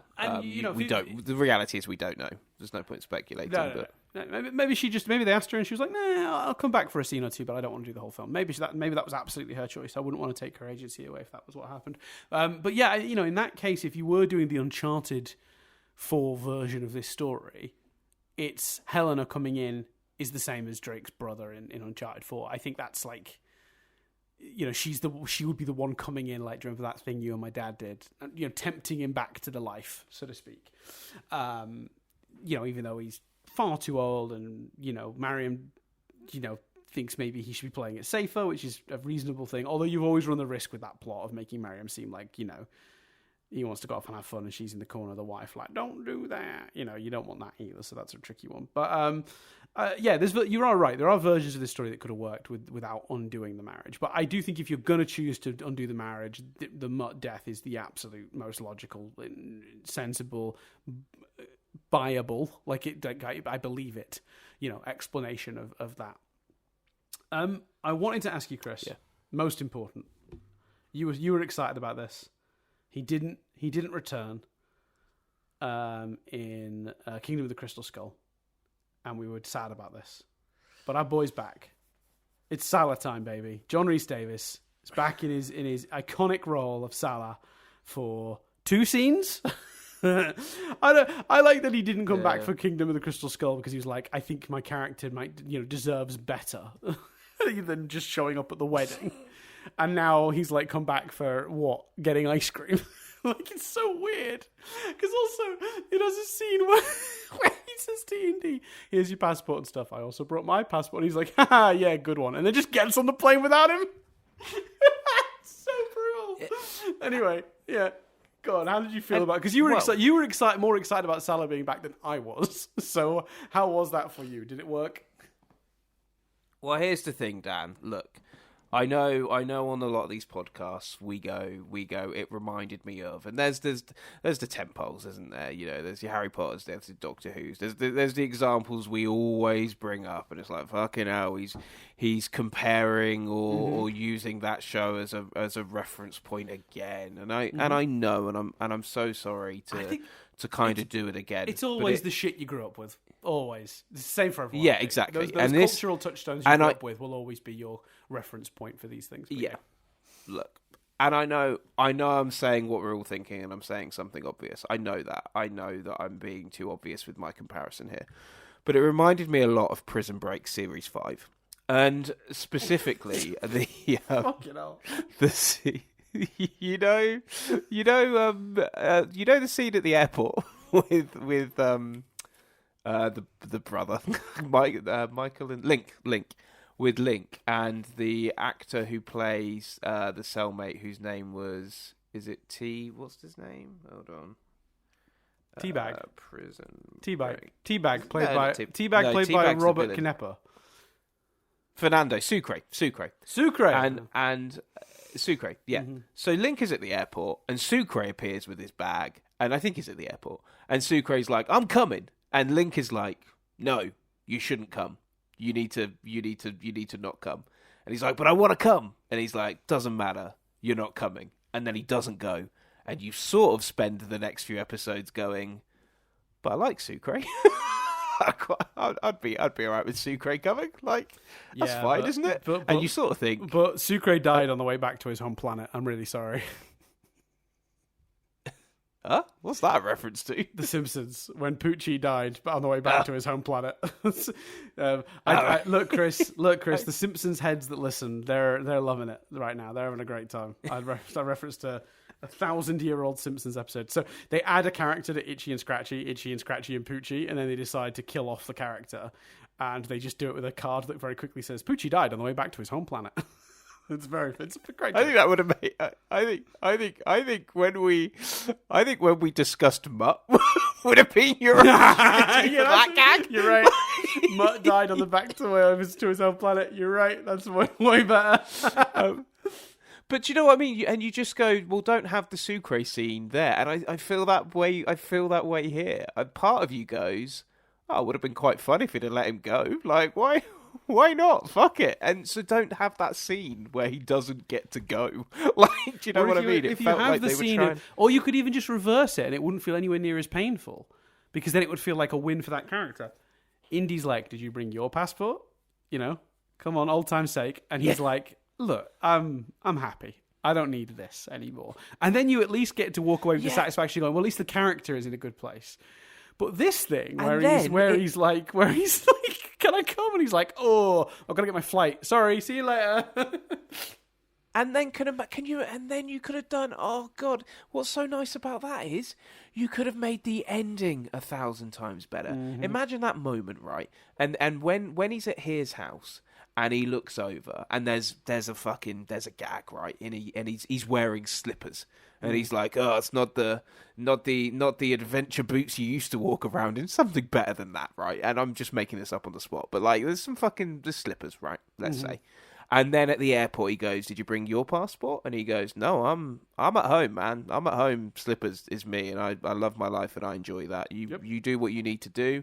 I'm here to back you up if you need me, but I can't put myself at risk. And then at the end of the movie, as he's walking out the door, as Indy's reunited with Miriam, he just pops a pair of slippers down. Not that exactly, but what I'm saying is you could link it to the end so much nicer. Mm-hmm. Yeah, 100%. 100%. I'm all about that. I like John Rhys Davies. I think it's nice to see him. I'd rather have him than not have him. That's the honest truth. So, yes. Fine. Yeah, I'd agree with that. Fine. This is the scene we've got. But I think there are better ways to do this. Is the guy, because you can go on your own if you want, but I know a guy with a boat. to him seeing the guy and that guy being Indy and having this sort of is that also a returning character that I don't remember, or do they just treat him, or does the movie treat him with the reverence you think of a returning character? Antonio Banderas is a character from the Temple of Doom? No, he's a new. I don't know. Because the movie, I'm not wrong, am I? The movie treats him with the reverence of a returning character. Yeah, but yes, I think it's easy to misinterpret that though. In a world where we have all these movies with interconnected universes and always returning characters, but I think if you'd have made this movie in the 80s, it wouldn't have read that way. It would have read, oh, it's one of Indy's many contacts he's always bumping into, an old friend, like Lando and Han. You know, g'day, you old rascal, and he gives him a hug. Like, you know, he means something to that guy, not necessarily to us, the audience. I think that's how it would have read in past years. So yeah, but yeah, I love that character. I will just say, Antonio Banderas, man, he has so much. Like, they don't put him in enough things. That's a charismatic man. Why isn't he in more things? Like that's these true. Days, is he too old? Are they dismissing him now? I mean, look, I'm not saying he's not working anymore. I mean, one of my favorite movies was it not this year, gone just the year before, was the Puss in Boots movie, and he was the lead voice actor and stuff. But like, what was the last time he had a big hit movie? Like 1,000 years ago. Yeah, what? Yeah, sure. A while ago. Well, I will just say. About the actor playing Salah, I don't know his name, but as much as I think the airport scene could have been done better, I must admit his I missed a sea, I missed a desert is some great acting, like some really good acting. Yes. Agreed. Yeah. Well, John Rhys Davies, he's a really good actor. He's great in this role. And even at the end, when he's just doing the goofy, let's go get ice cream. You can never have too much ice cream. You know, like that's fun. He's good. He's again charming man. Lots of charming people in this movie, by the way. Like from Toby Jones and Antonio Banderas to Harrison Ford, Phoebe Waller-Bridge, like Karen Allen. Like this is a charming cast. These are all charming people. So this, and it's crazy that like. The movie's not more charming when you think about how charming this collective cast is. Yeah, for sure. Here's a question. Speaking of acting and charm and all the rest of it, a question to lead us into Harrison Ford. Do you think this is a better performance than his return as Han Solo or Deckard from Blade Runner? Yeah. Because this is, I think, the only character he gives a shit about. I think this is the only character in his entire filmography he gives any fuck about. He didn't care about Han Solo day one of A New Hope. He didn't care about Han Solo day one of Return of the Jedi. And he definitely didn't give a shit about Han Solo in Force Awakens. And look, what's a tribute to how talented he is he still gives a absolutely enjoyable performance in all of those movies, right?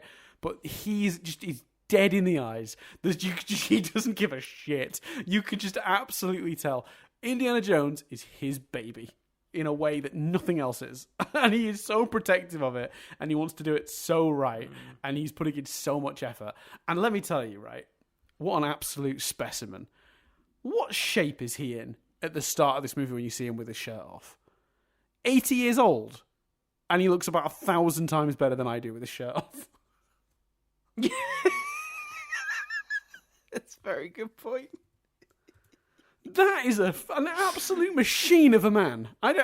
Amazing, absolutely incredible. Yeah, and you believe, I don't think they should, especially with the response this movie got. But I genuinely, but if they announced another one today, I'd be like, I think Harrison could do it.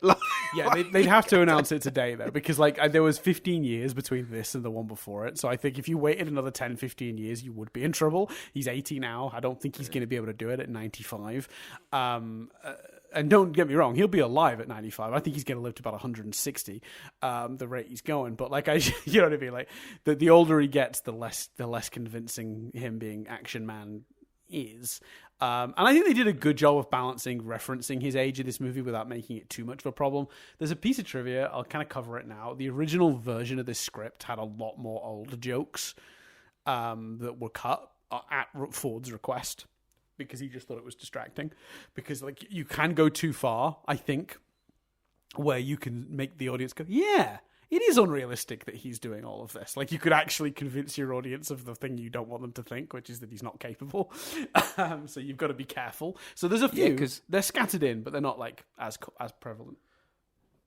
Yeah, because I tell you what, I don't know about you, but I never felt that. Not at any point during this viewing or the last did I go, he's too old. Because they very cleverly design the action sequences where they're really like involved stuff. Helena does. Like jumping from one tuk-tuk to the other. Helena does that. He's driving. He spends the entire third act tied up with a gunshot wound. Like he's not in the action a huge amount, and they're clever enough to keep him out of it. And then when he is, sometimes they even make little moments of like, it's not that he's old, but like his style of action is out of touch. Like they do that great joke where he pulls out the whip and then they all just pull out their guns, and he's like, oh yeah, this isn't going to work in this situation. They put it in the trailer for a reason. It's a fun moment. It's a shame that it was in the trailer, because obviously once I saw it in the film, I was like, yeah, I've seen this 100 times.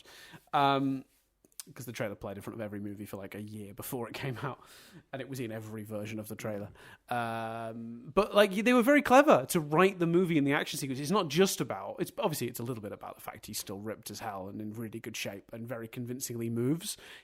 When he runs, he doesn't have that weird old man run that you sometimes get, especially when you do de-aging, like we talked about with The Irishman. His physicality is way more convincing as a young man in the de-aging sequences, and I think some of that is just use of doubles, obviously, but which is what they should have done with The Irishman. But then there are scenes where it's clearly still him, and he moves quite comfortably, and he doesn't feel physically restrained in the scenes, and he's maybe a little bit slower, but not so slow that you're like, oh, he'd be dead in a second if this was really happening to him. So yeah, but some of it is the script as well, choosing not to have him, doing cartwheels. He's not skateboarding off buildings. Do you know what I mean? Classic Indiana Jones fare, skateboarding off buildings. So yeah, they're very clever. It's a mix of him being in very good shape and still moving quite spryly for anyone that age, and the script not giving him more to do than is realistic, I think. Yeah, I think that's fair. Mm-hmm. And also not making too many jokes at his age, because again, I think that would have undermined it too for the same reasons. Yeah. So yeah, just a highlight of a piece of dialogue I really liked. I really liked when that guy in the hotel says to generic Nazi villain, "Are you enjoying?" Oh no, he says to him, "Are you enjoying your victory?" Because he's referring to the moon landing thing, and the villain guy responds, "You didn't win the war. Hitler lost it," which is just a great line. Yeah, I enjoyed that line. I kind of butchered it in my delivery there because I was thinking, but yeah, it's a good moment. And again, it goes, and it's very well delivered by good old MM. Like, and again, I want to make clear. Don't you mean Grindelwald? I think he's Grindelwald? brilliant in this movie. Yeah. Oh, Grinders, star of Adam's Apples, The Green Butchers, and Men in Chicken. I think he's fantastic in this movie. Part of me, and I feel like I've been a bit harsh on him because it sounds like I just feel like he's been cast in this role a lot. But I think he's brilliant. You're right, here. but it's so funny because you're exactly right. He always plays the same role, and you do think like, come on, man, let's get you a role that gives you a bit more range, because you could do something a bit different than Hannibal again, which is what you've been eating off since you did Hannibal. But it does also feel a bit like walking up to Usain Bolt and being like, hey man, I know you're really good at all this running, but have you tried cooking? Could you maybe? I mean, well, okay, we can stay in the sport arena if you like. Have you tried cycling? Do you know what I mean? Like it's.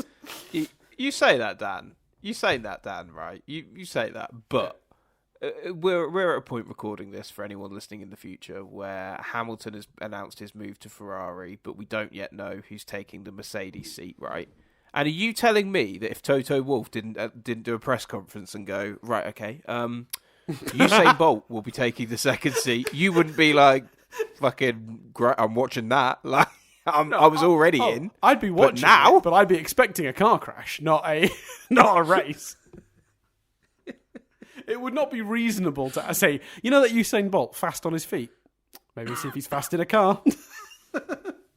But yeah, no, I'm with you though. I mean, Mads Mikkelsen is so good at that thing he does, and I understand the urge to wish to see him doing different things. But at the same time, he's so good at the thing he does that you're sort of like, I kind of get it. You know, in a weird way, I think I want the range more for his sake. Is he not bored of just doing this all the time? Or is he just like, I can cash in on the fact I'm really good at this thing I do? Like, maybe he's happy with that, and that's fine. I wouldn't want to take his agency away from him. Man, yeah. But then again, I haven't seen the movie I should have seen, and it's on my list, I promise, where apparently he does get to do something quite different. He's apparently amazing in Another Round, where he plays like an alcoholic. Right. And apparently that's like an amazing movie, like genuinely like incredible. It's a movie about like drinking culture, and it's like funny but also full of like middle-aged angst, and like it's supposed to be fantastic, but like I don't know a lot about, like I don't, beyond that I don't know a lot about it. I haven't seen it. It's one of the Danish films he made, but it's supposed to be incredible, and it's been on my list for a long time. So yeah, that was a 2020 movie, so it's quite a recent one. So maybe he has done different stuff and we just haven't seen it. I maybe I'll come back to you on that. Maybe I'll watch Another Round and we'll figure out if he's finally stepped out of his character that he always does. Oh, I'm sure he has. There's a performance somewhere that we just happen to have not seen. Yeah, absolutely, there is. Yeah. Right. Let's talk about. Oh God. Let's talk about the thing that really bothered me. One of the things that bothered me the most in the movie that we haven't even hinted at yet. Why do a plot where Indiana Jones gets framed for murder? Oh, if you're not going to then do anything with it. He's just back home at the end of the movie, and unless I missed it, and look, it's possible the ending is quite quick. It's possible there's a stray line of dialogue that I've missed, and if that's the case, feel free, mail at nothingbutstatic.co.uk or youtube.com/nothingbutstatic. Do let me know. But as far as I was able to tell on this viewing, after Helena is like, well, he's a wanted man back in New York for murder, there is not another mention of this in the entire fucking movie. And I'm baffled as to why it was there in the first place. What did it add to the movie other than unnecessary complications that weren't interesting? Like, not complications for him to hurdle over, but just like, oh, that's a thing that's apparently true. And then it just went nowhere. What's going on, Chris? Someone make this make sense. Yeah. But also, I don't think needed. Like, that doesn't... Is that the thing that pulls him into the adventure? Not really. It's just this weird... I mean, but actually, Dan, it's bigger than him being framed for murder. The agents chasing them. Another element of the Helena plot that just isn't returned to. What? They've got people after them, Dan. Well, no, so the agents get murdered, destroyed? Don't they? They all get killed. Yeah, okay, but they're agents, Dan. Presumably some agency, the same agency that frame Indy for murder, were involved. So the framing Indy for murder was done by Nazi guy and his team. The agents that were with them, the movie later reveals, and this is unnecessarily complicated, by the way, and not explained very well. So if people watching the movie didn't pick up on this, I do not blame you. It's the movie's fault. But basically, the premise is because he helped build the rockets that took them to the moon, the government granted him a certain amount of resources to find the dial as a you scratched our back, now let's scratch yours sort of thing. And the agent even says, this has gotten well out of hand, like people are dying, we were just going to take you around, a few different places to see if you could find this dial. This is not what the agency signed up for at all, well beyond your remit. This is ridiculous. And then she is murdered, and the other agents are murdered. So the agents that are with him at the beginning, the rest of the guys that are with... I should look up this villain's name because Jesus, we've been calling him MM for the whole movie. What's the villain actually called? Dr. Vola or Vola. He he's clearly like indoctrinated other people into his sort of Nazi ideology, and those people are like his guys. She specifically says you brought your guys along, so some of these guys are his guys, and they're the ones doing the murdering and what have you. But you're right, like it's not well explained. It's kind of random to the point where you go, why even have the agents at all? Like the same way, why even have the Indiana Jones being framed for murder plot at all? Why not just have Dr. Voller out on his own with his crew trying to get the dial? Why involve the agencies? Why set up a plot where he's framed for murder? I wouldn't have thought about it twice. It's very odd. Have we started calling... When did we start calling him Dr. Zola? Because this is Dr. Zola, Toby Jones' character from Winter Soldier. Voller with a V? Voller with a V. Oh, okay. Oh, that's his actual... Right. Yeah, because well, I'll tell you why those agents exist and that scene exists, Dan, to create a set piece in the beginning of the movie. But that set piece in the beginning of the movie could have happened with just Voller's guys. It didn't need to be with agents, right? Yeah, exactly. Yeah, for sure. Very bizarre. But maybe Voller's guy wouldn't know about Helena, but it's perfectly conceivable they'd know about Helena. Oh, yeah, because they do know about Helena, because one of them is, yeah. It's just so very convoluted weird. Unnecessarily. Yeah, there's just weird little... You know what it is? It's like elements of a different script are still just hanging on. Like an early draft of the script had a whole thing with the government and agents that then like they phased out of the last act. And I'm not talking about in production. I'm not talking about reshoots. I'm talking about just early development of this story. And for some reason, just little hang-ons, like him being framed for murder and the agents. Yeah, very strange. Yeah. One of my favourite moments of character development, though, I will say, is what would you do if you could travel back in time? I'd stop my son enlisting. That's a lovely moment. That's brilliant scene. It's just the only scene that really delves into it, or one of the only scenes. Yep. Yeah. Yep. That's lovely. And Ford's acting is brilliant in that scene. Mm-hmm. You know what? I've got to say, like, he does have a reasonable amount of chemistry with Phoebe Waller-Bridge. It's just the movie's script doesn't give them a lot to do with each other. Yeah, absolutely. But I think in general, like I say, a lot of this movie... I think the reason you and I have come to a place of, look, there's flaws, but it's still enjoyable. It's still fun. A big part of that is Harrison Ford and Phoebe Waller-Bridge being very good at what they do. And Maz and MM as well, for sure. Yes. Yeah, agreed. I wrote down the diving sequence needed something interesting to happen. That's my note. Oh God, the diving that I think was the point where I'm like, now I'm just annoyed because there was a bit of that anyway. But I was just like, come on, must we, to sound like Kevin Smith, must we go ills? Just completely unnecessary, especially because it's needless MacGuffin. You could have it's not even complicated. You just don't have the MacGuffin. You don't have that stage of the MacGuffin. It's fine. Yeah.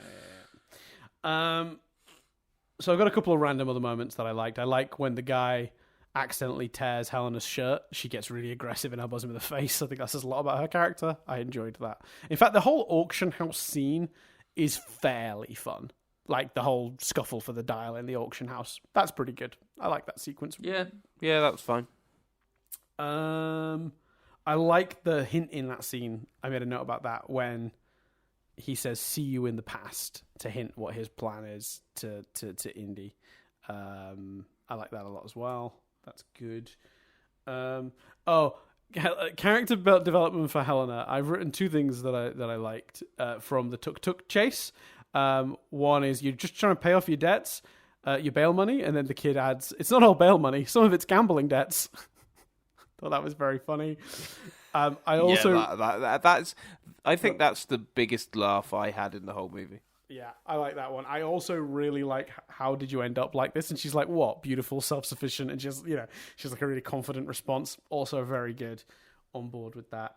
What else did I write down? No, I think we've covered everything. That's all my notes, I think. Well, in that case, Dan, let's trim it up. I'm going to give you some trivia. Actually, do we do a wrap up? Just an overall, like, do we do a wrap up? We usually do, don't we?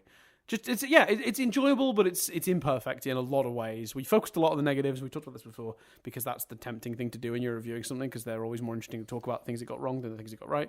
But I think it is enjoyable and is worth a watch if you're in any way interested. But if you're not a fan of Indiana Jones, this movie will not be for you, because it is better than Kingdom of the Crystal Skull, I think, by a fair way, but not up to the lofty standards of the original trilogy.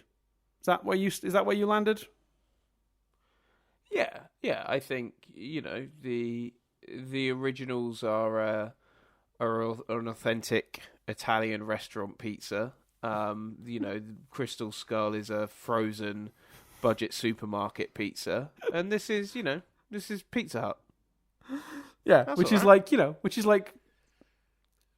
a popular chain for a reason, but it is a chain, so there's a quality loss. Yeah, I think the problem with Crystal Skull is I think there are a lot of hard-rooted flaws. I honestly think this movie could be 1,000 times better with another pass at the script. Yep. and some Small basic changes. writing. Yep. And you could even, I think you could even make this. We've talked about some, change. It's not her punching him. It's not. I think you could even keep a lot of that stuff. And if just the character work was better, you could even keep the same beats and just with better character work and shaving off about 20 minutes, go, oh, this is fine. This is a fine summer action movie. Yeah, I think you'd be more invested in the action if you were more invested in the characters. Yeah, it didn't deserve the reaction it got, and I think, as you sort of hinted at earlier, some of those reactions are just people like just the notion of it being a female sidekick seemed to annoy people, because I remember this whole like because I looked it up over the course of this. I was like, did Phoebe Waller-Bridge, like, was she involved in the? She's not at all. She's just cast.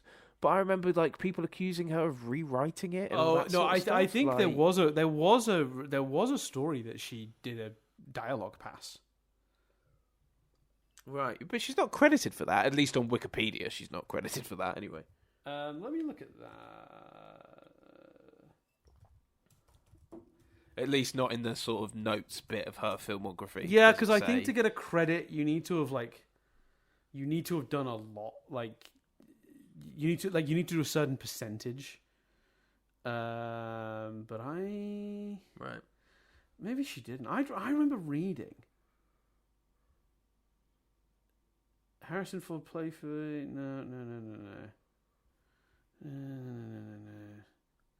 no, just stories here saying she should have rewritten the script. Even if she just punched up some of the dialogue, it probably would have been better. Oh well. Interesting you talk about the reaction, Chris, because before we get into Triv, I just want to say this film's critical reaction was fine. Like, its actual critical reaction, 70% on Rotten Tomatoes, with 400 reviews. That is a lot of people saying it's all right. 70% isn't a bad score at all. The audience score, Chris, 88%, with over 10,000 reviews. Wow. So the consensus on Rotten Tomatoes, I know, look, and for anyone about to give me horrible messages, I know, Rotten Tomatoes, imperfect system, I get it. If everyone gives it 5.1 out of 10, it gets 100% rating on Rotten Tomatoes. I know Rotten Tomatoes is broken. I get it. I do. It's not a perfect system, but it's a gauge of some metric to indicate like a general thing. So the consensus that's been written from the critics here is it isn't as thrilling as early adventures, but the nostalgic rush of seeing Harrison Ford back in Indiana Jones, back in action, helps Indiana Jones: The Dial of Destiny find a few bits of cinematic treasure. With plenty of entertaining action, a few surprise twists, Dial of Destiny ends the series on a high note. So critically, this was not a disaster. Commercially, is it? We'll chat about that. But let's start with the normal trivia. Well, go on, sorry. Were you going to add something then? No, I was just going to say, in that case, Dan, let's triv it up. I'm going to give you some trivia. We did it again, guys. You got it twice this week. we spoiled. Oh, it. have we already done that? Sorry. No, we did it. Then I went, we haven't done overall thoughts, and then we came back to it. Anyway, very quickly, George Lucas and Steven Spielberg apparently originally agreed to a 5-picture deal in 1979 with Paramount. So the idea that we've ended here on 5 movies is kind of amusing because that is what was originally agreed quite a while ago. So the first rumors that there was an Indiana Jones movie in development were actually Harrison Ford-less. There was rumors back in 2015 and earlier of Chris Pratt or Bradley Cooper taking on the role and doing a classic Indiana Jones adventure again. Hate the idea of Chris Pratt doing it. I kind of do like the idea of Bradley Cooper doing it. I'd have also taken Alden Ehrenreich because he's also very good, but I think Bradley Cooper is a surprisingly good choice. Not now, I think maybe he's probably a little too old now, but him in 2015 when this was rumored, I think that's about right. No? Yeah. I don't think you ever should, but if you were going to, that's probably a good choice, right? Yeah, I see what you're saying, for sure. But apparently, they ended this rumor very quickly. Not very quickly, but eventually in 2015, when they attached Harrison Ford to reprise the role. Ford subsequently stated a few years later, in 2019, that he never wanted the character to be recast, saying, "When I'm gone, he's gone. It's easy." Fair. Very fair. Yeah, I think that's very fair. Yeah. In 2008, following the release of Kingdom of the Crystal Skull, Harrison Ford said he was open to doing a 5th Indiana Jones, but under the under the hope that it wouldn't take another 20 years. He did technically get his wish. It was just 15 years until this movie. He got in 5 years earlier than he hoped. Spielberg was originally set to direct this, but stepped down in 2020. That's when James Mangold was hired at Harrison Ford's suggestion, because the two had just worked together on The Call of the Wild. Mangold also had offered Ford a role in Le Mans, which I don't think he took. I've seen that movie. Le Mans 66, I don't think Ford's in that movie. If he is, I've forgotten. It's a while since I saw it. It's a good film, though. So this movie was originally intended to debut in 2021 as part of the 40th anniversary of Raiders of the Lost Ark, but the worldwide pandemic may have halted these plans quite a lot, delayed filming for over a year. There were also issues because Harrison Ford got injured during production, pushed the release date back further and further until, 1, we'd spent a huge amount more money than we were originally planning, and 2, the movie ended up coming out in 2023. Reports are that Harrison Ford received $20 million to do this film. That's a lot of money. Good for him, because you really can't do this without him.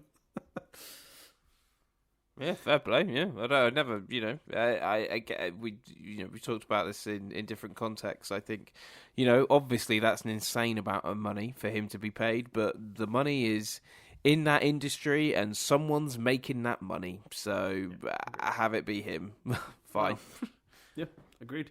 The street scenes of New York were actually filmed in Glasgow, in Scotland, in late 2021. No, sorry, late July 2021. And the Astronauts Parade was filmed on St. Vincent's Street. So it was all filmed in... the outdoor sequence there was all filmed in Scotland.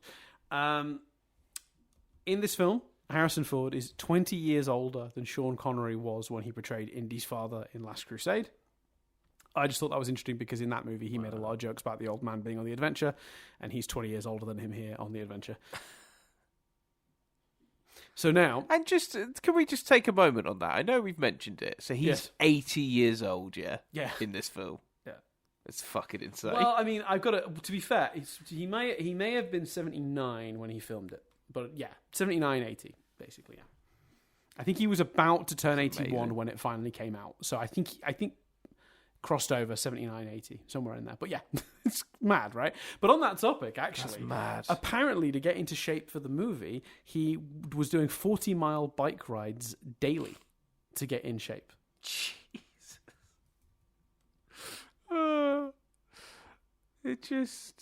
Doesn't it just make you feel bad about... Honestly, the man's an absolute machine. I love him. I love this guy. He's the best. Love him. Right. So in an interview, Harrison Ford explained how the filmmakers digitally de-aged him for that sequence. He said, they have an artificial intelligence program that goes through every foot of film Lucasfilm owns. Because I did a bunch of movies for them, they have all this footage, including film that wasn't printed. So they can make it from... they can choose where the light is coming from the expression. I don't know how they do it, but that's my actual face. Then I put little dots on my face, I say the words, and they make it. It's fantastic. Technically, right, at 80, he is the oldest actor to be de-aged in a movie, surpassing Al Pacino, who was 79 when he was de-aged in The Irishman. He is also the oldest leading man in a Disney film ever, which is pretty impressive.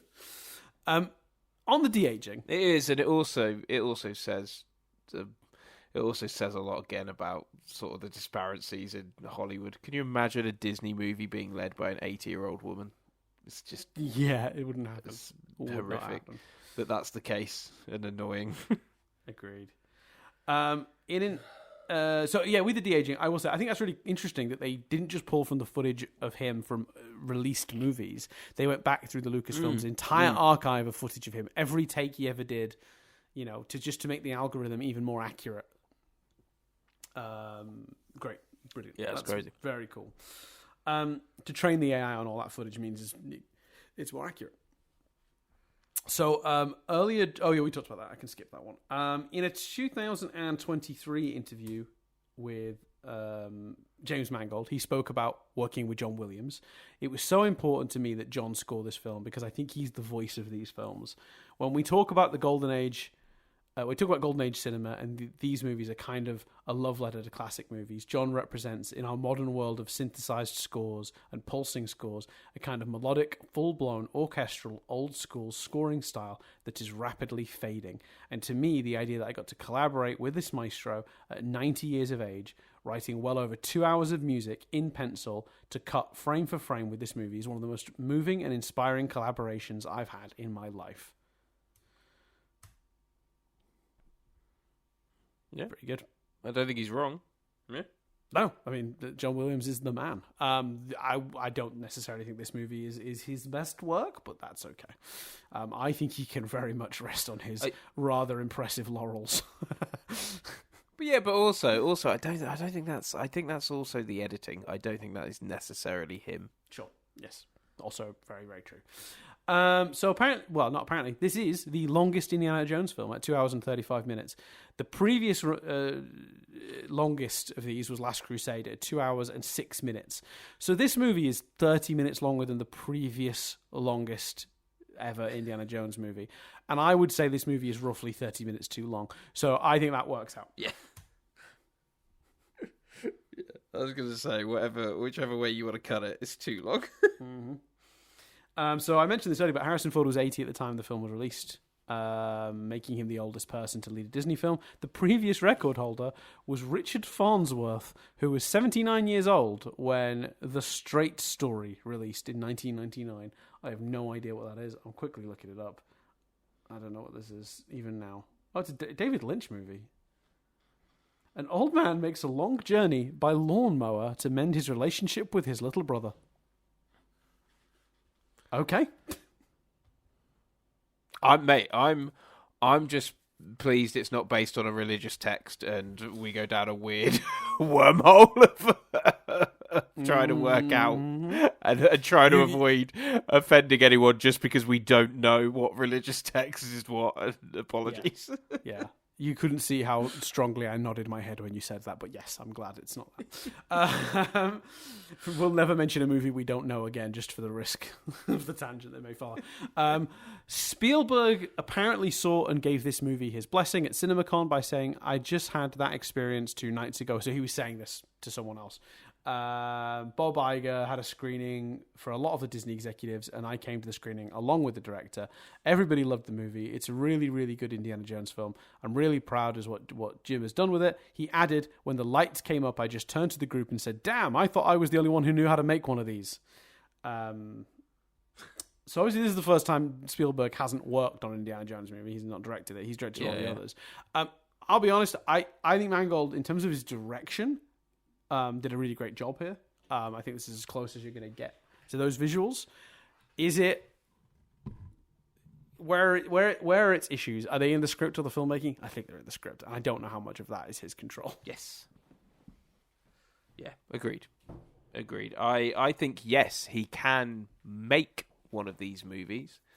I don't think necessarily he can. The script was right for this movie. Yeah, I would agree. He did a good job. In Mangold, we trust. I think he's a good filmmaker. I still stand by Mangold as a director, even if this movie isn't the slam dunk I hoped it might be.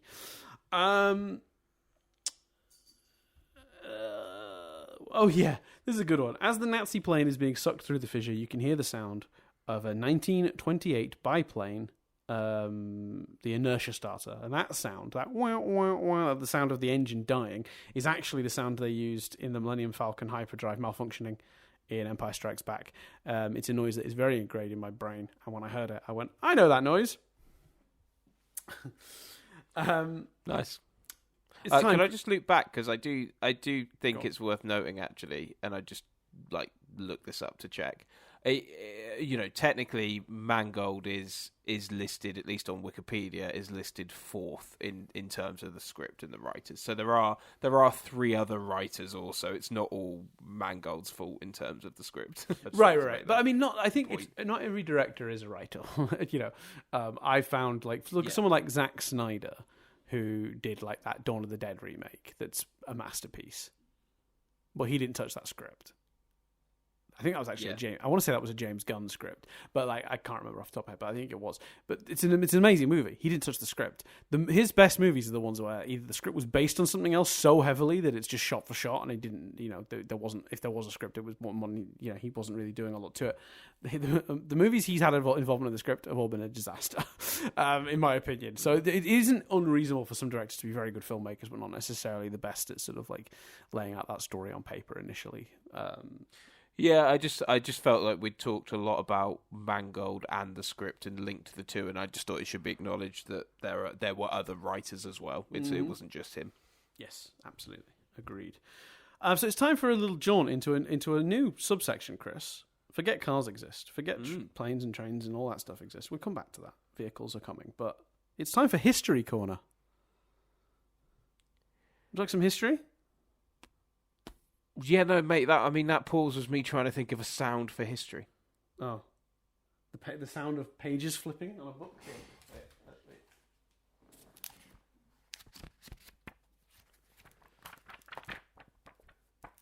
Yeah, but that doesn't feel right, because you can't use a prop, right? So you say history exists, and you and I will both try and recreate the noise. I like that you've renamed it from History Corner to History Exists. Just ignoring my contributions. That's fine. But you referenced cars and planes and all that, so it's part of the series. Sure. Okay. Well, history exists. So, but no, you got to say history exists. That's what I just did. We've got to try and make the noise of the book being flipped through with our mouth. Okay. Right. Okay. It's time for History Exists. History. Ooh. Can you feel it? So, in real life, Archimedes did not invent the Antikythera. He invented something called a planetarium, which is a multi-layered sphere with light perforations that would project celestial movements. It's like a calculator for planetary movements. Now, this would be refined later on, not with Archimedes, into a device called an astrolabe. Which was a flat manual device with movable dials and pointers that would accurately plot the course of planets, the sun, the moon, and its phases, and even eclipses. The Antikythera is a real artifact, but it was built by an unknown inventor around 100 BC, which is about a century after Archimedes died in the siege of Syracuse.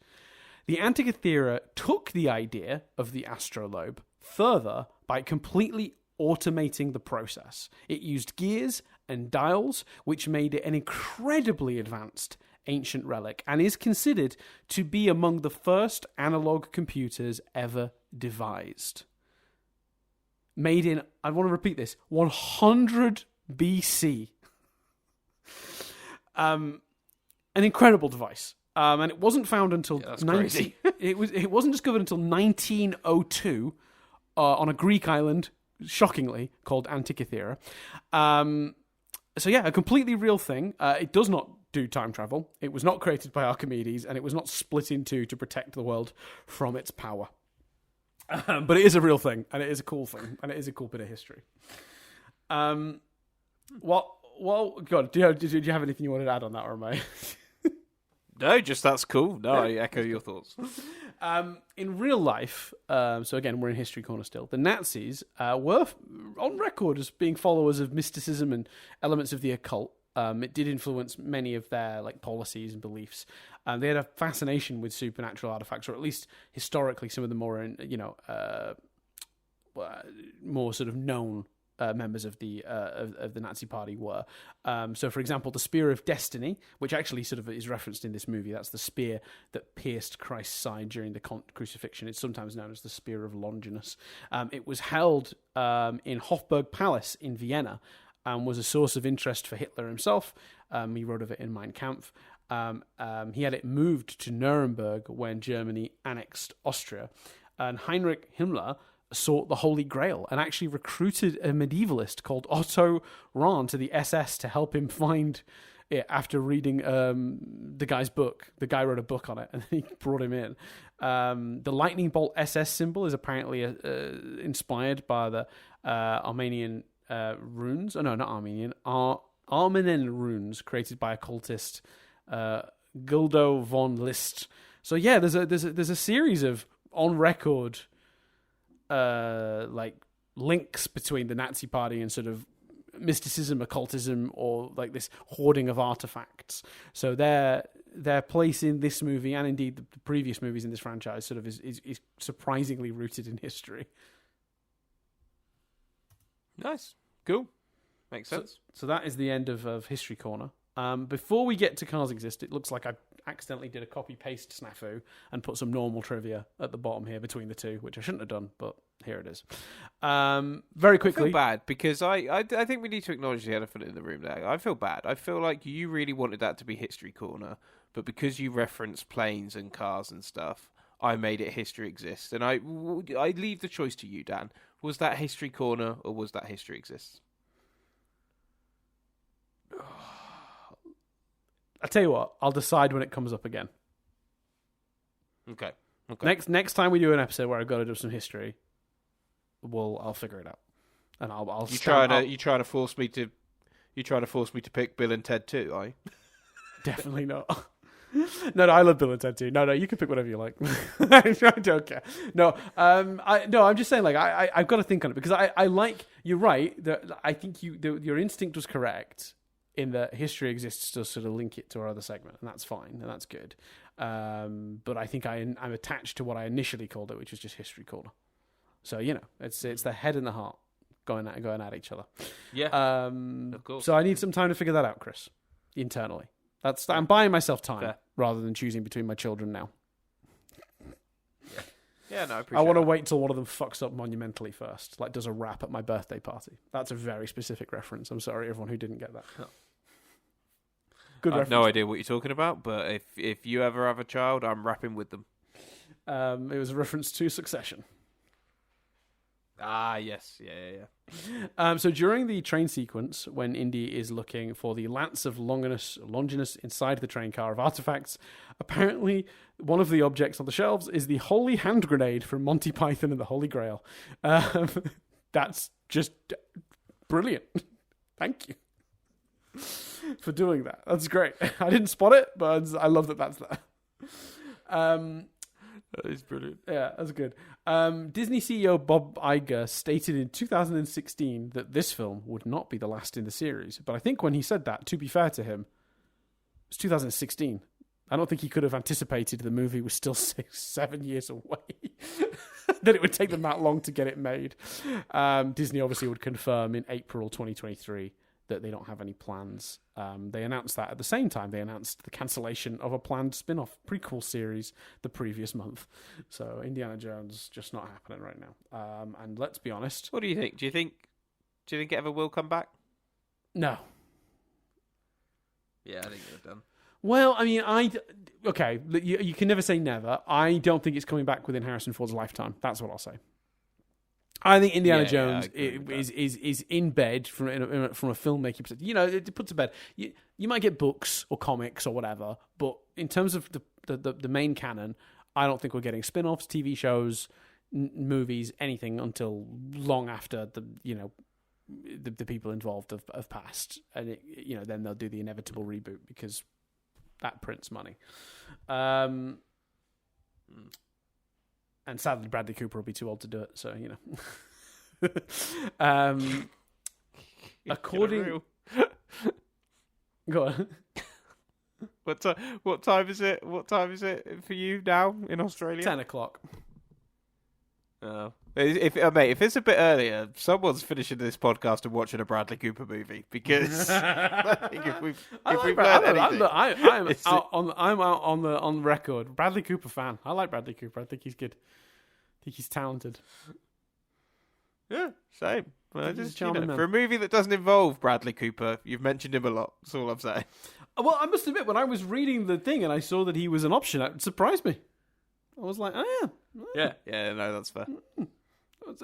You know what it was? I think it was more like I never thought you'd be able to say a name that I'd go, oh, that would actually that might be it's not a bad choice. Like, I don't think I could have, I hadn't thought I would see a name that would make me go, oh, you know what? Maybe that one. But they did. They had one. Yeah, that's fair. According to Forbes, and we have mixed reports on how much money this movie cost, and I'll tell you why. Because it took them 1,000 years to make it, and they filmed it through COVID. There will never be an accurate number. I'm not even sure Disney know. And I'm not even talking about Hollywood accounting and sliding the money around and make it like thing. I just think this was such a chaotic thing that occurred, where the production stopped multiple times. Filming during COVID is more expensive anyway. The pre-production on this film was a nightmare that went on for a long time, from what I can tell. They were writing this movie for a long time. It was in development for a long time. It's just the costs add up, right? And I'm not saying it is acceptable to spend what Forbes report as $294.7 million on the movie, not including marketing. Not including marketing. So just shy of $300 million is way too much to spend on any fucking movie. I thoroughly believe that. But this would not have cost that much, made in different circumstances. Nowhere near. Yeah. Right? So I just, for sure. let's keep that in mind. Now, normally, when you do marketing, you double the budget. But because this was an inflated budget for what the movie was, I don't think they spent $300 million in marketing. I don't think they spent a small amount in marketing, but I don't think it was $300 million. But I reckon they were in the hole for something in the range of $500 million for this. And sadly, at the box office, it made just $383 million total. Meaning it definitely lost them at least $100 million. So if you're wondering why suddenly the prequel series was cancelled and they were going, no, we're honouring the legacy, no more Indiana Jones, that's the reason. Right? Yeah, it's nothing to do with, honouring the legacy. No. They don't give a shit about that. No. So very quickly, it's time for Cars Exist. There's a bunch of cars in this movie, so I'll just list a couple of the various ones that show up that are of note. The wedding car they steal is a Fiat 500, Fiat 500D, if you're wondering. The Cadillac DeVille convertible is a movie that is the car they use at the beginning of the movie during the parade sequence. Obviously, there's the tuk-tuk. The car they chase the tuk-tuk in is a Mercedes-Benz 280 SE 4.5. Of course, as we all obviously knew, there's also a Jaguar Mark II in the movie in prominent position. There's some Harley Davidsons as well. In terms of other vehicles, because vehicles do exist, there are also some bikes. The Nazi motorbikes, actually, and the sidecars that are used in the opening, they're designed from the BMW R75 motorcycle, which really was used by the German army in World War II, was actually then stolen by the Soviet Union in 1940 and has been produced by Ural ever since. It's very strange in history. Look at the history of that bike. It's very interesting. Planes also exist. The Dr. Voller's aircraft at the end of the movie is... That's I'd made the car noise again. I'm sorry. You did a really good plane noise, and I just made the car noise again. I let us both down. In fact, thank you for acknowledging that, because I was quite pleased with that plane noise. No, you appreciate did a good job, and I let the team down 100%. Dr. Voller's aircraft is based on the Heinkel 111, a German airliner and bomber, although with a double vertical stabilizer rather than the single vertical stabilizer, of course, as we all knew. Spotted that. I remember watching it and. I remember watching it and just pausing the movie to text you and say, well, that's clearly a double. Obviously. Rather than the single vertical stabilizer they usually use, obviously. Yeah, 100%. That meant nothing to me. I hope someone out there is a plane nerd and got something out of what I just said. But because I know so little about planes, I probably said it wrong, so who knows. And of course, during the Harry Potter movies, Daniel Radcliffe went through 160 pairs of glasses. We did it, Chris. We're here. We made it. That was a long one. I'm sorry. All that's left is for us to figure out where we're going next. So it's sequel season, for those who don't know. We're just doing sequels. So Chris has to choose something that's a sequel. I guess technically we haven't stipulated of a movie. We haven't actually out loud said of a movie we've already covered, I don't think. But that is the implication. So there is it's a longer list than I was expecting. When we actually broke it down, it was a long list. It was like 30, 40 films we could do. Where have you landed, is my question, Chris. I don't know, and I need to land some of us quite quickly. So here's what's been going through my mind, Dan. Okay. We got briefly, not obsessed with, but it came up a lot on a recent Nothing But Static, the notion of using an online wheel generator. We got to use it for Nothing But Lyrics, and we got to use it for something for Nothing But Static. I think it was just which show we reviewed next. First, yes, but there were only like 4 choices, so it wasn't as fun. So I have fed them into a wheel generator, and there is some jeopardy there, because there's jeopardy in the fact that there's Christmas movies in there. There's jeopardy in the fact that there's more legacy sequels, and I don't know about you, but I kind of don't really want to do another legacy sequel. No, I don't either. I don't want to see like Good Burger 2 or like Matrix 4. Or like, I mean, not ideally. Like, I mean, not that I don't want to review those movies. We will probably we will probably cover those movies, but just not after doing these ones. Yeah, and exactly. And there's movies, and there's The Hobbit. There is literally the start of another trilogy that isn't the trilogy we agreed to do. So there's jeopardy in using the wheel, which is quite fun. It could be quite fun. But part of me then goes, but then there's the other thing I've been toying with. Well, actually, do we do like a, do we avoid, do I deliberately make a choice that is avoiding a legacy sequel, and kind of more in line with the kind of movies we would usually do. So I suppose we could do the middle ground where you like take the ones we definitely don't think it's right to do from the wheel, and then spin the wheel with. You know what? Let's do that. Let's do that. Right. So we're removing Space Jam: A New Legacy. Yeah. We're removing Jumanji. Yeah. Which is a shame. At some point, I would like to cover the second Jumanji movie, because that is an interesting movie to discuss. I probably would have chosen that had we not done a lot of legacy, like 2 legacy sequels in a row. Let's remove the Snowman and the Snow Dog. Let's remove Bill and Ted, because it's my choice and I haven't seen it. So, you know. Yep. Hobbit as well. We're removing The Hobbit. We're removing Dumb and Dumberer, because we've just done Dumb and Dumber. We're removing The Matrix Resurrections. We're removing The Hobbit. We're removing Good Burger 2. Now, the other film which I'm keeping on here that I was really close to picking is Mr. Bean's Holiday, because there's a fascinating history and discussion with that. I'd be happy to cover Mr. Bean's Holiday. That's a. No, I would. We're removing S. Darko. That's another one that I'm just like, because we'll get to it. Yeah, exactly. Let's remove Nativity 2, Danger in the Manger, because it's a Christmas movie. And I'm just remove all risk from the wheel. Yeah, and I'm sort of also removing like this actually, and I nearly chose this because it so fits the brief of what this podcast is. But you know what? Fuck it. I don't want to watch Men in Black 2. So I'm You just review stuff you just don't want to see. Yeah, that's fair. While you're doing that, actually, yeah, because it's... Go on. Yeah, go on. No, you go. You finish the point on Men in Black because I was about to do some vamping while you double check your list. Yeah, only because like we've not got many choices left, and I just think like like I say, we're removing stuff that I wouldn't choose probably or wouldn't choose. Yeah, go on. I was just gonna say very quickly, if anyone was listening to the trivia and was like, "Why didn't you mention Werner von Braun or whatever he's called, the Nazi guy that became a rocket guy that people say the Vola character is based on?" It's because I don't think he is. To my understanding, hundreds, if not thousands, of Nazi scientists went over to America and worked on various projects, and helped out with things like the moon landing and many other roles. In fact, they covered it, and specifically Werner von Braun in that show where they did an alternate timeline, the one on Apple TV. What was it? The space one. Whoa, what was it called? My brain. I don't know. Whatever. There's an Apple, the Ronald Moore show on Apple. I can't remember what it's called. But anyway. For All Mankind. For All Mankind, thank you.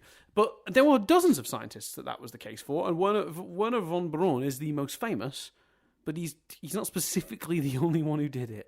So to suggest this character is based on that, I think it's a bit strange. They've never said that, as far as I'm aware, in any of the interviews. Like I said, lots of scientists were in that position. So I think that was the real world thing that happened, rather than any specific individual was the inspiration, in my opinion. So I trust it. I've not researched that, so I have nothing to add on that. But I have refined the list, Dan. Okay. Now what I've done, and I think actually I've realised why I've done it. I've partly done it because I gave my last choice. Jess chose my last choice, as we talked about, and it ended up being a movie that I hadn't seen. So I think what I have done is I have removed things like Wayne's World 2, Predator 2, Battle Royale 2, movies that I'd probably enjoyed, but I think I want to choose, I want my choice to be a movie I would have chosen, yes, and I would have been unlikely to choose those and movies. look, for anyone saying, like, what's the point in a wheel? But there's still going to be, like, 10, 15 choices on this thing that are going to be movies Chris might have chosen. It's enough to list. And before you spin it, let me know, because I want to yell, spin that wheel. But other than that... Yeah, and I've also removed things like Dumb and Dumber 2, because we just did Dumb and Dumber, and legacy sequels I've removed. So do you want to hear the list? Because I want to know what you most want it to be, and what you create some tension. Least want it to be. Go. So the list is, and I also think these are good choices for the core of Rewind reviews and what they are. They're all from the right time period. They all fit the brief of probably would feel differently about them on a rewatch than we did at the time. So the list of movies is Final Destination 2, Turbo, a Power Rangers movie, Mr. Bean's Holiday. I'm going to remove Star Wars The Phantom Menace because we know we're definitely choosing it. Dr. Dolittle 2, Clerks 2, Mallrats, and Hot Fuzz. What do you want it most to be? What do you want it least to be? Pretty much anything but Dr. Dolittle 2. Have you seen Dr. Dolittle 2? Yeah. I know I've seen it. I saw it at the time, and I a movie's bad when even as a young person you're like, that's a bad movie. Do you know what I mean? When you're in that point when you just like any old shit and you go, that didn't work, there's trouble. Trouble a brewing. I think, though, here's a fun story. Or should we save... Well, I'll save the story in case we watch Dr. Dolittle 2. I do have a very specific memory connected to Dr. Dolittle 2, but I'll save that in case it comes up. Right, you ready, Dan? Hit me. Spin that wheel. That was fun. We're spinning. Oh, I'm excited. It's spinning. It's slowing down. What are we watching, Chris? Fuck off. It's Dr. Dolittle 2. Spin again. I'll spin again. No, what happened? Was it Dr. Dolittle 2? It's Dr. Dolittle 2. We're doing Dr. Dolittle 2. We had to honour the wheel. Can't not honour the wheel. All right, we're doing Dr. Dolittle 2. It's also probably, like you, the movie I wouldn't have chosen. We'll do Dr. Dolittle 2 then. Oh, fucking hell. Well, we can't not, like, we can't say we're going to do the wheel and then not do the wheel. Like, that's... No. I'm just... Oh, mate, we have to... Right, check this out. So I spun it again just to do that well, here's what you could have won. Let's know. Let's really feel the pain and know what we could have done. So I've just spun the wheel again. Do you want to know what it's landed on the second time? Dr. Dolittle 2 again? Dr. Dolittle 2 again! Shall I do it a third time? Yeah, go on, Dr. Dolittle 2 again. Almost certainly. I mean, we have to do Dr. Dolittle 2 then, but are you fucking for real? Wait, sorry. It must be rigged. It's landed on Dr. Dolittle 2 for a third time. You're fucking kidding me. What Final Destination shit is this? Hit it again. I'll hit it until it doesn't give us Dr. Dolittle 2 so I know this isn't broken. Okay, I've done it a fourth time. And it has landed on the choice next to Dr. Dolittle 2, I have to say. But it's landed on Clerks 2. Okay, so but we're doing Dr. Dolittle 2 now. So How could we not? I mean, 3 spins and we got Dr. Dolittle 2 every time. That's an incredible scenario. Well, we have to. The universe has chosen Dr. Dolittle 2. Yeah. There you go, Dr. Dolittle 2. So, as Chris already hinted, we're doing Phantom Menace, Attack of the Clones, Revenge of the Sith at the end of this series. So after Dr. Dolittle 2, I get one more choice, Chris gets one more choice, and then the final 3 of the season before we do a bonus one are going to be decided. So there's just 2 left, two choices left, Chris. And I don't think I'm going to be risking a wheel after this, but I do like that we've ended up here because that's funny. I'm categorically like I might use the wheel again, but just take out Dr. Dolittle's 2 because I think I would have been happy with any of the choices. Mr. Bean's Holiday, not necessarily from a choice because I want to watch it again, but I think it's a very interesting discussion. So I might even take that out. I've only seen that once, and I don't. All I remember from that movie is that it was actually very Mr. Bean-y rather than the first movie. So I'd like to see. But I think that's why it's interesting because we had that fight with someone, and we were on the wrong side of that. And in years since, have gone. Oh, I think they had a point. Oh, really? What was that? I don't remember. I don't think. Is that a discussion for someone that episode? There was a massive fight about it with someone we knew at uni. But I think, to be fair, I don't know if you and I necessarily disagreed with his point, which was that it was a truer Mr. Bean movie. Yeah, it is. But we were saying it's not as good a movie. Right, which I think is. I think that's still true. No. Yeah, I think it is. But I suspect the movie is not as bad as we remember, but I might be very wrong about that. Right. Yeah, I remember like it's a more honest interpretation of Mr. Bean, but it's not like the first movie made changes for a reason for it to be a movie. We talked about this when we reviewed the movie. The changes were kind of needed, unfortunately, but anyway. Yeah, for sure.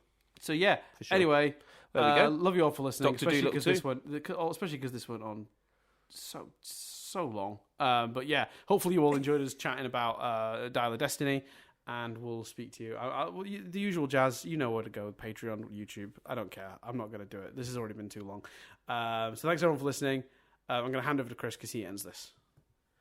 My name's Chris Billingham. My name's Dan Doolan. And this review has been rewound.